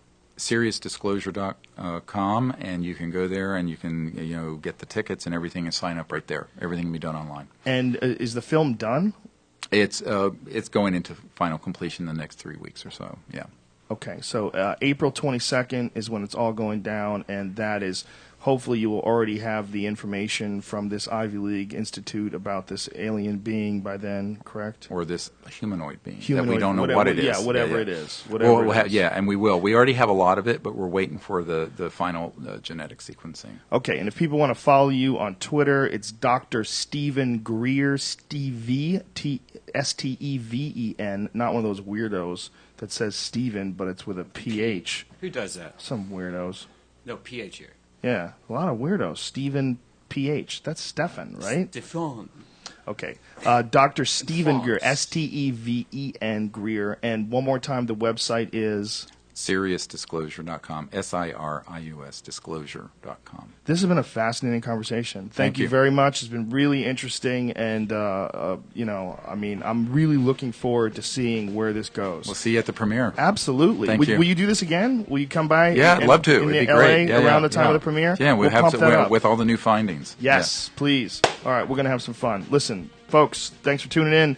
We have a crazy week this week. We have Tom Segura is going to be on Tuesday. David Lee Roth is going to be on That's right? so fucking crazy. David Lee Roth here on Wednesday, and on Friday, Dr. Amit Goswami, theoretical physicist. So we have some crazy science. We got a rock star, and we got one of the funniest people on the planet. And we have Dr. Stephen Greer. Thank you very much for your time. I really appreciate it. It was an honor to talk to you, and I really appreciate all you're doing. It's awesome stuff. I love it. I'm fascinated, and I can't wait to talk to you again in April, and I can't wait to see your film. All right, folks. That's the dealio, yo. If you want information on that show that Brian's got going on in San Diego, go to DeathSquad.tv. It is March, what, Brian? 14th at the American Comedy Company, which is an amazing club in San Diego. Really, really cool place. Thank you also to Onnit.com. If you go to ONNIT, use the code name Rogan, you will save 10% off any and all supplements. All right, we love you. And we'll see you tomorrow, or Tuesday, or whenever. I don't know when. Tuesday. I'm not telling you what to do.